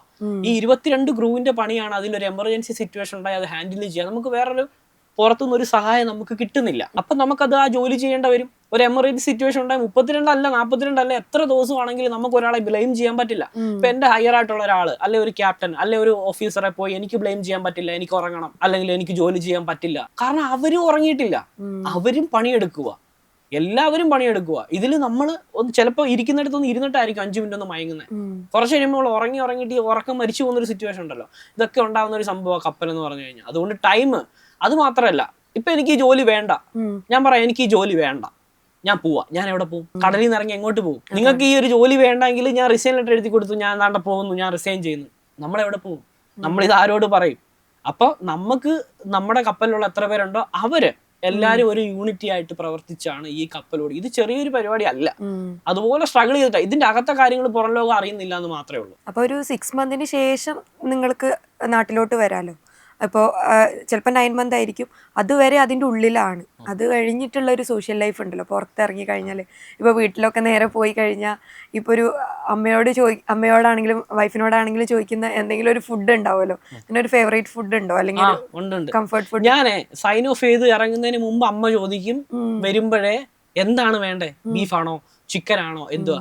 എപ്പോഴും എല്ലാ പ്രാവശ്യം ചോദിക്കുന്നത് ഒറ്റ കാര്യമുള്ളൂ, എനിക്ക് ബീഫും വേണ്ട ചിക്കനും വേണ്ട ഒന്നും വേണ്ട. ഇത് തന്നെയല്ലേ ഡെയിലി ഇവിടെ കഴിക്കുന്നത്. ചിരി ചമ്മന്തി, ചിരി മാങ്ങ ഇട്ടിച്ചൊരു ചമ്മന്തി, ശകലം ചോറ്, മത്തി വറുത്തതുണ്ടെങ്കിൽ അത് ഇച്ചിരി വറുത്ത് വെക്കുക. ഇനി അതില്ലേലും കുഴപ്പമില്ല, ചോറ് വെച്ചിട്ട് ചമ്മന്തി കിട്ടിക്കഴിഞ്ഞാൽ അതാണ് സ്വർഗം. ഇപ്പോൾ അതുപോലെ തന്നെയാണല്ലോ ഈ കോണ്ടാക്ട് ചെയ്യാൻ പറ്റാത്ത അവസ്ഥ വരാറുണ്ട്, വിളിച്ചാൽ കിട്ടില്ല, ഇപ്പം നെറ്റിൻ്റെ ഇഷ്യൂ വരാറുണ്ട്. അപ്പോൾ ഈ സമയത്തൊക്കെ വീട്ടിലുള്ളവർക്കും ഭയങ്കര ടെൻഷൻ ആയിരിക്കുമല്ലോ, എന്താണ് എവിടെയാണ് ഈ ഒരു ടെൻഷൻ എപ്പോഴെങ്കിലും വീട്ടിലുള്ളവർ സംസാരിക്കണ്ടോ? വൈഫായാലും അമ്മയായാലും വീട്ടിലുള്ള ആൾക്കാർ സംസാരിക്കാൻ? തീർച്ചയായിട്ടും. ഈ ആദ്യത്തെ കപ്പലിന്റെ കാര്യം ഞാൻ പറഞ്ഞില്ലേ, അത് 2014 കാര്യമാണ് പറയുന്നത്. അന്ന് നമ്മൾ ആൻഡ്രോയിഡ് ഫോണും വാട്സാപ്പ് ഒക്കെ യൂസ് ചെയ്യുന്നുണ്ടെങ്കിലും മറ്റേ സ്റ്റാർട്ടിങ് കാല സമയമാണല്ലോ. അന്ന് എല്ലായിടത്തും റേഞ്ചോ സിഗ്നലോ ഒന്നും ഉണ്ടാവണമെന്നില്ല. അപ്പൊ അന്ന് ഈ ഫോണില് 1.5 വർഷം, അതായത് ഒരു 15 മാസത്തോളം വീട്ടിൽ കോണ്ടാക്ട് ചെയ്തിട്ടില്ല. കോണ്ടാക്ട് ഇല്ലെന്ന് വെച്ച് കഴിഞ്ഞാല് ആഴ്ചയിൽ ഒരു SMS ആണ് അയക്കുന്നത് വീട്ടിലോട്ട്. ഞാൻ ഇന്നടത്തുണ്ടാ, നമ്മൾ SMS സമയത്ത് നിന്ന് വാട്സാപ്പിലോട്ട് തുടങ്ങുന്ന ആൻഡ്രോയിഡിലേക്ക് കാലെടുത്ത് വെക്കുന്ന ഒരു സമയത്തിന്റെ കാര്യമാണ് പറയുന്നത്. ഇപ്പൊ നമുക്കത് ഓർക്കുമ്പോൾ ഭയങ്കര പ്രയാസമായിരിക്കും. പക്ഷെ അന്ന് എനിക്ക് അത്രയും വലിയതായിട്ട് തോന്നിയിട്ടില്ല. അതിനുശേഷം പിന്നീടുള്ള കപ്പലുകളിൽ 100 MB കിട്ടിയിട്ടുണ്ട് എനിക്ക് ഒരു മാസം. 100 MB ഒരു മാസം. അപ്പൊ ചിന്തിച്ച് നോക്കിക്കോ, അത് രാജാവായിരുന്നു കേട്ടോ. 100 MB കൊണ്ട് ഒരു മാസം കഴിയാന്ന് വെച്ചാൽ അത് എങ്ങനെയാണെന്ന് പലരും ചോദിച്ചിട്ടുണ്ട്. അതങ്ങനെ നമ്മൾ ചെയ്യും, വേറെ നിവർത്തിയില്ലെങ്കിൽ നമുക്ക് അത് മതി, അത് തന്നെ ധാരാളമായിരുന്നു. അപ്പൊ ആ സമയത്താണെങ്കിലും നിങ്ങൾ വ്ളോഗ് ഇടുന്നുണ്ടായിരുന്നല്ലോ ചേട്ടൻ. അപ്പൊ ആ വ്ളോഗ് ഇടുമ്പോ എങ്ങനെയായിരുന്നു ആ വ്ളോഗ് ഇടുന്ന, അത് അപ്ലോഡ് ചെയ്യാനാണെങ്കിലും? ഞാന് ആ സമയത്ത് വ്ളോഗ് തുടങ്ങിയിട്ടില്ല. ആ സമയത്ത് എനിക്ക് എന്താ പറയുക, വിഷ്ണു ന്യൂസ് എന്നും പറഞ്ഞിട്ട് ഞാൻ ഒരു സംഭവം ഉണ്ട്. അതായത് നമ്മുടെ ടെക്സ്റ്റ് മെസ്സേജ് ഉള്ള സമയത്ത് ഞാൻ സിനിമ കാണുമോ സീരിയൽ കാണുമോ ഒന്നും ചെയ്യില്ല. ഞാൻ എപ്പോഴും ന്യൂസ് ആയിരിക്കും ഒരു പ്രായം മുതലേ കാണുന്നത്. അപ്പം ഞാൻ എന്ത് ചെയ്യുന്ന വെച്ച് കഴിഞ്ഞാൽ ഈ മൊബൈലിൻ്റെ അകത്ത് ടെക്സ്റ്റ് മെസ്സേജ് എടുത്തിട്ട് എൻ്റെ വിഷ്ണു ന്യൂസ് എന്നും പറഞ്ഞിട്ടിട്ട് അന്ന് നമുക്കിങ്ങനെ ഒത്തിരി പേർക്ക് അയക്കാൻ പറ്റുമല്ലോ. പിന്നീടാണ് 100 എന്നുള്ളൊരു ലിമിറ്റ് എത്തുന്നത്. ആ ലിമിറ്റ് എത്തുന്ന ആ ഒരു സമയം വരെ ഈ ഓരോ ദിവസവും നടക്കുന്ന ന്യൂസുകൾ, അന്ന് ഹർത്താലിന്റെ ബഹളമാണ്, സ്ട്രൈക്ക്, ഹർത്താൽ, ഇത് തന്നെ. ഞാൻ ഓരോ ദിവസവും ഒരു 4-5 ഹെഡ്ലൈൻ ന്യൂസ് വെച്ചിട്ട് ഇങ്ങനെ ടൈപ്പ് ചെയ്ത്, വാർത്ത നോക്കി ടൈപ്പ് ചെയ്തിട്ട് എല്ലാവർക്കും അയക്കും. അപ്പൊ എന്താന്ന് പറയാ, കുറെ പേര് എൻ്റെ അടുത്ത് തമാശക്കായാലും ആദ്യമൊക്കെ കളിയാക്കി. പിന്നെ പറഞ്ഞു, എടാ നീ അത് അയച്ചത് കൊണ്ട്, സർക്കാർ ജോലി ചെയ്യുന്ന ആൾക്കാരെ സംബന്ധിച്ച് ഒരു പക്ഷെ ഇന്ന് കാണാനുള്ള സംവിധാനം ഇല്ലാത്തതുകൊണ്ട് നീ അത് അയച്ചത് കൊണ്ട് ഞാനത് അറിഞ്ഞു, നീ അത് അയച്ചത് കൊണ്ട് ഞാനത് അറിഞ്ഞു. അപ്പൊ എനിക്ക് മനസ്സിലായി ഞാൻ ചെയ്യുന്ന എന്തൊക്കെയോ കാര്യങ്ങൾ ആർക്കൊക്കെയോ പ്രയോജനപ്പെടുന്നുണ്ടെന്ന് മനസ്സിലായി. ഞാൻ പറഞ്ഞില്ല, അത് കൊച്ചിലെ മുതലേ ജേർണലിസം, വാർത്ത, ഈ ഒരു സംഭവം എനിക്ക് ഭയങ്കര ഇഷ്ടമുള്ള ഒരു കാര്യമാണ്. അങ്ങനെ ഞാൻ അയച്ച് അവിടുന്ന് തുടങ്ങിയതാ ശരിക്കും പറഞ്ഞാൽ. അതെനിക്ക് അങ്ങ് ഇഷ്ടമായിട്ട് അതിനുശേഷം പിന്നീട് നമുക്ക് ഓരോ അപ്ഡേഷൻ വന്ന് മൊബൈൽ മാറിക്കൊണ്ടിരിക്കുന്ന സമയത്ത് വാട്സാപ്പായി, പിന്നെ വാട്സാപ്പിൽ ഗ്രൂപ്പ് ക്രിയേറ്റ് ചെയ്യുന്നതായി, അതിൽ ന്യൂസുകൾ ഇടുന്നതായി, ന്യൂസുകൾ കാണുന്നതായി. ഈ എനിക്ക് തോന്നുന്നു ഞാൻ വ്ളോഗും കാര്യങ്ങളും പ്രോപ്പറായിട്ട് തുടങ്ങിയിട്ട് 2 വർഷമായിട്ടുള്ളത്. ഈ 2 വർഷം മാത്രമേ ഞാൻ ചെയ്തിട്ടുള്ളൂ. ഈ അതിനു മുമ്പ് ഞാൻ ചെയ്തിട്ടുണ്ടെങ്കിലും കാര്യമായിട്ട് ചെയ്യണമെന്നുള്ള രീതിയിൽ ഞാൻ ചെയ്യാൻ തുടങ്ങിയിട്ട് ഇതെന്റെ 2 കപ്പലേ കഴിഞ്ഞിട്ടുള്ളൂ. ഈ 2 കപ്പലിലാണ് പിന്നെ ഇത്രയും. ഇപ്പോഴും അപ്പൊ ആ സെയിം ബുദ്ധിമുട്ടില്ലേ? ഇപ്പൊ ഡാറ്റയ്ക്ക് ആണെങ്കിലും ലിമിറ്റ് ഉണ്ടല്ലോ. അപ്പൊ ആ സമയത്തൊക്കെ ഡ്യൂട്ടിക്ക് ശേഷമാണോ അപ്ലോഡും കാര്യങ്ങളും എഡിറ്റിംഗും? ഇപ്പോഴെങ്ങനെയാണെന്ന് അറിയോ, ഇപ്പൊ നമുക്ക് സിം കാർഡ് കിട്ടും. അതായത് കപ്പൽ കരക്കെത്തുമ്പോ നമുക്ക് സിം കാർഡ് കൊണ്ടുവരും. ഞാൻ ഓഫ്ലൈനിൽ തന്നെ നമ്മുടെ മൊബൈലിലുള്ള ഒരു ആപ്പ് വെച്ചിട്ട് ജസ്റ്റ് എഡിറ്റ് ചെയ്യുക, വോയിസ് ഓവർ ഒക്കെ കൊടുത്ത് എഡിറ്റ് ചെയ്ത് അങ്ങ് റെഡിയാക്കി വെക്കും. എന്നിട്ട് കപ്പൽ കരക്കെടുക്കുന്ന സമയത്ത് നമുക്ക് സിം കാർഡ് കിട്ടും. അതിനുവേണ്ടി നോക്കിയിരിക്കും. എന്നിട്ട് സിം കാർഡ് നമ്മുടെ കയ്യിൽ കിട്ടുമ്പോൾ നേരെ പോവുക, ബാക്കിയുള്ള സംഭവം കൂടെ പെട്ടെന്ന് ഒരു എഡിറ്റിങ് കാര്യങ്ങൾ കഴിയുക, നേരെ അപ്ലോഡ് ചെയ്യുക. ഇതാ ചെയ്യുന്നത്. അല്ലാണ്ട് നമുക്ക് ഇന്റർനെറ്റോടിന്റെ സഹായത്തോടു കൂടി എഡിറ്റ് ചെയ്യാനോ ഓരോ കാര്യങ്ങൾ ചെക്ക് ചെയ്യാനോ ഇതൊന്നിനും ഉള്ള ഫെസിലിറ്റീസ് നമുക്കില്ല. കപ്പലിൽ സ്റ്റാർലിങ്ക് ഒക്കെ ആയി വരുന്നതേ ഉള്ളൂ. എനിക്ക് ഇതേവരെ ഒരു കപ്പലിന് സ്റ്റാർലിങ്ക് കിട്ടിയിട്ടില്ല. പക്ഷെ ശരിക്കും സ്റ്റാർലിങ്ക് വെച്ച് വരുന്നു. സ്റ്റാർലിങ്ക് വെക്കുവാണെങ്കിൽ നമുക്ക് ഒരു ദിവസം 1 GB ഡേറ്റ ഇപ്പൊ കിട്ടുന്നുണ്ട്. അതുകൊണ്ടാണ് പറഞ്ഞത്, ഇപ്പൊ വരുന്ന പിള്ളേർക്ക് അല്ലെങ്കിൽ പുതിയ കാൻഡിഡേറ്റിന് ഇതിന്റെ ഇതിന് മുമ്പത്തെ ആ ഒരു സ്ട്രഗിൾ എങ്ങനെ, നമ്മുടെ കാര്യം വിടും. അതിനു മുമ്പുള്ള സീമാമാര് ഫോണേ ഇല്ലാത്ത സമയത്ത്, ലാൻഡ് ഫോണേ ഉള്ള സമയത്തെ കാര്യങ്ങളൊക്കെ ഭയങ്കര ഒന്ന് ആലോചിച്ച് നോക്കിയാൽ മതി. നമുക്ക് സീമാൻ ഹോസ്റ്റൽ ഉണ്ട് ബോംബെയില്. സീമാൻസിന് വേണ്ടിയിട്ട് വലിയൊരു ഹോസ്റ്റൽ പണിഞ്ഞിട്ടുണ്ട്. അതിലൊരു റൂമുണ്ട്. ആ റൂമിൽ നിറച്ച് പെട്ടികളാ, വർഷങ്ങൾ പഴക്കമുള്ള പെട്ടികൾ ഇപ്പോഴും അവിടെ ഇരിപ്പുണ്ട്. അതായത് കപ്പലിലേക്ക് കയറി പോയവരാണ് അവര്, തിരിച്ചു വരാത്തവരാണ്. അവരുടെ പെട്ടികൾ ഇപ്പോഴും ആ ഒരു റൂമിൽ വെച്ചിട്ടുണ്ട്. അപ്പോ ഇതില് ഇപ്പോൾ ഇങ്ങനെ ഒരു വീഡിയോ എടുക്കുന്ന സമയത്തൊക്കെ ക്രൂ മെമ്പേഴ്സ് ആയാലും സപ്പോർട്ട് ചെയ്യാറുണ്ടോ? അപ്പോൾ അവർ കുറേ വീഡിയോസിൽ ഞാൻ കണ്ടിട്ടുണ്ട്, നമ്മൾ ഓരോ മെഷീൻസിൻ്റെയും പല പല കാര്യങ്ങളെക്കുറിച്ച് പറയാറുണ്ടല്ലോ. അപ്പോൾ കൂടെയുള്ള ആൾക്കാരുടെ സപ്പോർട്ട് എങ്ങനെയാണ്? കൂടെയുള്ള ആൾക്കാരുടെ സപ്പോർട്ട് ഉള്ളത് കൊണ്ടല്ലേ നമ്മൾ ഓരോ വീഡിയോയും ചെയ്യുന്നത്. ഈവൻ ഇപ്പം എന്നെ സംബന്ധിച്ച് ഞാൻ ജോലി ചെയ്തിട്ടുള്ള എല്ലാ കപ്പലിലെയും ക്യാപ്റ്റന്മാര് ഒരാൾക്ക് പോലും അറിയാതിരുന്നിട്ടില്ല ഞാൻ വ്ളോഗ് ചെയ്യുന്നതാണെന്നും ഞാൻ വീഡിയോ ഇടുന്നതാണെന്നും റീൽസ് ചെയ്യുന്നതാണെന്നും. ആരും എന്നോട് ഇതുവരെ അത് ചെയ്യരുത് ഇത് ചെയ്യരുതെന്ന് പറഞ്ഞിട്ടില്ല. കാരണം കപ്പലിനൊരു ഒരു പ്രൈവസി ഉണ്ട്. അതിനപ്പുറത്ത് നമുക്ക് ചെയ്യാൻ പാടില്ല. ഇപ്പൊ ഞാൻ ഈ സൂയിസ് കനാലിന്റെ കടൽ കൊള്ളക്കാര വീഡിയോസ് ഇടുമ്പോൾ അതിനകത്ത് തോന്നുന്നു ഒത്തിരിയും നെഗറ്റീവ് കമന്റ് എന്ന് വെച്ചാൽ ഞാൻ അതിനെ കപ്പലിൽ പോകുന്നത് നീ പറയുന്നു, ഇത് കേട്ട് കൊള്ളക്കാർ നിങ്ങളെ ആക്രമിക്കില്ലേ? ഞാൻ ആ ഒരു വഴി കടന്നുപോയി 1 മാസത്തിന് ശേഷമായിരിക്കും ആ വീഡിയോ അപ്ലോഡ് ചെയ്യുന്നത്. ഞാൻ ഇന്നൊരു രാജ്യത്തിന്റെ വീഡിയോ ഇടുന്നത് അടുത്ത രാജ്യത്ത് ചെന്നിട്ടായിരിക്കും. എന്റെ റൂട്ട് ക്ലിയർ ആയതിനു ശേഷം ആ ഒരു ലോഡ് കഴിഞ്ഞതിന് ശേഷമായിരിക്കും എന്റെ വീഡിയോസ് വന്നുകൊണ്ടിരിക്കുന്നത്. ഞാൻ സൈൻ ഓഫ് ചെയ്ത് നാട്ടിൽ വന്നാലും ഞാൻ സൈൻ ഓഫിന്റെ വീഡിയോ പിന്നീടായിട്ട് വരുന്നത്. കാരണം എനിക്ക് പെൻഡിങ് കിടപ്പുണ്ടാവും. അപ് ടു ഡേറ്റ് ഇന്ന് നിൽക്കുന്ന സ്ഥലത്തിന്റെ ഞാൻ ഇന്ന സ്ഥലത്താണ് ഇവിടെ നിൽക്കുന്നു എന്നും പറഞ്ഞ് ഞാൻ വീഡിയോ ഇടാറില്ല. അപ്പൊ അങ്ങനെയാകുമ്പോ ഈ ക്രൂ മെമ്പേഴ്സിന്റെ ഇടയിൽ തന്നെ അവർക്ക് വീട്ടിലോട്ട് കമ്മ്യൂണിക്കേഷൻ നടക്കാത്തതുകൊണ്ട് പല എന്തെങ്കിലും ഒരു അത്യാവശ്യ ഘട്ടത്തിൽ അവരെ വിളിച്ച് പറയാൻ പറ്റാത്ത വരാൻ പറ്റാത്ത അവസ്ഥകളൊക്കെ കൂടെ നിന്ന സമയത്ത് ഉണ്ടായിട്ടുണ്ടാവല്ലോ. ഈ ഒരു ജോലിയുടെ ഒരു നെഗറ്റീവ് വശം എന്ന് പറയുന്നത് അതാണ്. എന്റെ കൂടെ തന്നെ ജോലി ചെയ്യുന്ന ലക്ഷദ്വീപിലുള്ള എന്റെ കൂടെ ജോലി ചെയ്യുന്ന ആളുടെ അച്ഛൻ മരിച്ചുപോയി. അപ്പം അച്ഛൻ മരിച്ചതിന്റെ പിറ്റേ ദിവസം അച്ഛൻ മരിച്ചു എന്ന് അറിഞ്ഞു. പക്ഷെ കപ്പല് പോകുന്നത് മിഡ്സിയിൽ കൂടാ, അടുത്തങ്ങ് ഒരു രാജ്യങ്ങൾ പോലും ഇല്ല. ആ ഒരു സിറ്റുവേഷനിൽ എനിക്ക് തോന്നുന്നു ഒരു 6-7 ദിവസത്തിനപ്പുറം വേണം ഏകദേശം ആ ഒരു ഏതെങ്കിലും ഒരു ഏരിയയിൽ എത്താൻ. അവന് സൈൻ ഓഫ് കൊടുത്തിട്ടില്ല, 2 ദിവസം അവധി കൊടുത്തു. റൂമിലിരുന്ന് കരയാന്നല്ലാതെ ഒന്നുമില്ല. ആ സമയത്ത് അടക്കത്തിന്റെ നമ്മൾ ബോഡി അടക്കം ചെയ്യുന്ന സമയത്താണെങ്കിലും അതൊന്ന് കാണാനോ അല്ലെങ്കിൽ ഒന്ന് വിളിക്കാനോ ഉള്ള ആ സിറ്റുവേഷൻ അന്നും ആ കപ്പലിൽ ഇല്ല. അപ്പൊ സ്വന്തം അച്ഛൻ മരിച്ചു കിടക്കുന്നു, അവൻ ആ കപ്പലിൽ ഇരിക്കുക. നമ്മൾ പോയിട്ട് ആശ്വസിപ്പിക്കാൻ, നമ്മൾ എത്ര ആശ്വസിപ്പിക്കാൻ പറ്റും? ഈ ഒരു സിറ്റുവേഷൻ കാണുമ്പോൾ നമുക്ക് സഹിക്കാൻ പറ്റത്തില്ല. അതൊരു ഭയങ്കര വലിയ നെഗറ്റീവ് ആയിട്ടുള്ള ഒരു സംഭവം കേട്ടോ. നമ്മളത് ഇമാജിൻ ചെയ്ത് തന്നെ മനസ്സിലാവില്ല എന്തായിരിക്കും ആ ഒരു ആളുടെ 3-ാം ദിവസം വീണ്ടും ബാക്ക് ടു വർക്ക്. ആ ഒരു സിറ്റുവേഷൻ അതൊരു വലിയ നെഗറ്റീവായിട്ട് ഞാൻ കണ്ടിട്ടുണ്ടോ. അതുപോലെ തന്നെ മറ്റൊരു കാര്യം, ഒരു ആക്സിഡന്റ് ഉണ്ടായാലും എന്ത് ചെയ്യും? നമുക്കൊരു ഹെലികോപ്റ്ററിന്റെ സഹായത്തോടു കൂടി റിസ്ക് ചെയ്ത് പോകുന്ന നമ്മൾ പല വീഡിയോസിലും കണ്ടിട്ടുണ്ട്. അതൊക്കെ കപ്പൽ കരയുടെ അടുത്തൂടെ പോകുന്ന സ്ഥലങ്ങളിലാണ് നമ്മൾ ആ ഹെൽപ്പ് ലൈൻ നമുക്ക് ചെയ്തു കഴിഞ്ഞാൽ അവർ വരുള്ളൂ. ആഴക്കടലിലോ മിഡ്സിയിലോ ഒന്നും ഈ പറയുന്ന ഹെലികോപ്റ്റർ എത്തണമെങ്കിൽ എത്ര മണിക്കൂറുകൾ എടുക്കും. പെട്ടെന്ന് ഒരു ഹെഡ് ഇഞ്ചുറി ഉണ്ടായിട്ടുള്ള ഒരാള്, ആ ആളെ നമുക്ക് എത്ര നേരം ബ്ലീഡിങ് സ്റ്റോപ്പ് ചെയ്ത് ആ കപ്പലിൽ വെക്കാൻ പറ്റും? ഇനി ഹെലികോപ്റ്റർ അത്ര ക്രിട്ടിക്കൽ സ്റ്റേജ് ആയിട്ടൊരു ഹെലികോപ്റ്റർ നമ്മളെ റെസ്ക്യൂ ചെയ്യാനെ കൊണ്ട് നേവിഡിയോ എങ്കിലും വരുവാണെങ്കിൽ പോലും അവർ വരുമ്പോഴത്തേക്ക് ആള് ഡെഡ് ആയിട്ടുണ്ടാവില്ല. അങ്ങനെ എത്രയോ കേസസുകൾ ഉണ്ടാകുന്നുണ്ട്. കപ്പൽ ഇരുമ്പാണ്, അതിൽ നമ്മൾ ഒന്ന് നടക്കുമ്പോൾ ഒന്ന് കാല് തട്ടി വീഴുന്നതിന് ചിലപ്പോൾ ഒരു പൈപ്പ് ലൈനിന്റെ മുകളിലോട്ടായിരിക്കും. അതുപോലെ ഡേഞ്ചർ ആയിട്ടുള്ള ഒരു സംഭവം, ഈസി ആയിട്ടുള്ള ഒരു ജോലിയല്ല. അതുപോലെ തന്നെ ഹൈറ്റിൽ നിന്നിട്ട് വേണം പണിയെടുക്കുന്നത്. കണ്ടിട്ടുണ്ടാവും നമ്മൾ കയറ് കെട്ടി ഹാർഡ്നെസ് ഇട്ടിട്ടാണ് 20 അടി ഹൈറ്റിന്റെ മണ്ടയിൽ കടന്ന് റിപ്പയറിങ് ചെയ്യുന്നത് ഇങ്ങനെ താഴെ കടല്.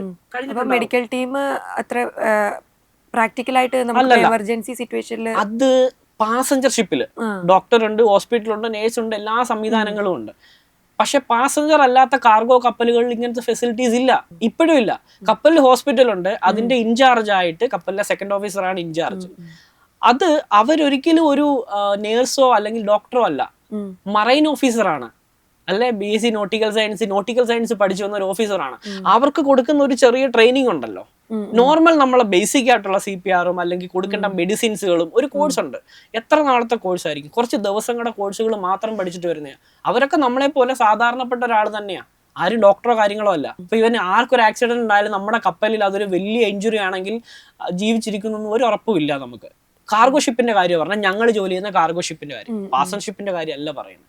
അപ്പൊ രണ്ട് ലോകമാണ്. ഇതിന്റെ അകത്ത് എന്തെങ്കിലും പറ്റി കഴിഞ്ഞാൽ മറന്നേക്കാന്ന് മാത്രമേ ഉള്ളൂ. ഇതിലിപ്പോ സർവീസ് ലിമിറ്റ് ഉണ്ടോ? നിങ്ങളിപ്പോ ഇപ്പൊ ചേട്ടൻ 10 വർഷമായി ഇതില്, ഇനി ഒരു ഇതിന്റെ സർവീസ് ഒരു 5 വർഷത്തേക്കാണോ, അല്ലെങ്കിൽ ഇതിൽ നമ്മൾ എന്ന് റിസൈൻ ചെയ്യണോ അപ്പോഴാണോ നിങ്ങളുടെ സർവീസ്? ഇതില് നമുക്ക് 50 വയസ്സോ 55 വയസ്സോ നമ്മൾ മെഡിക്കൽ അൺഫിറ്റ് ആവുന്ന വരെ നമുക്ക് ജോലി ചെയ്യാം.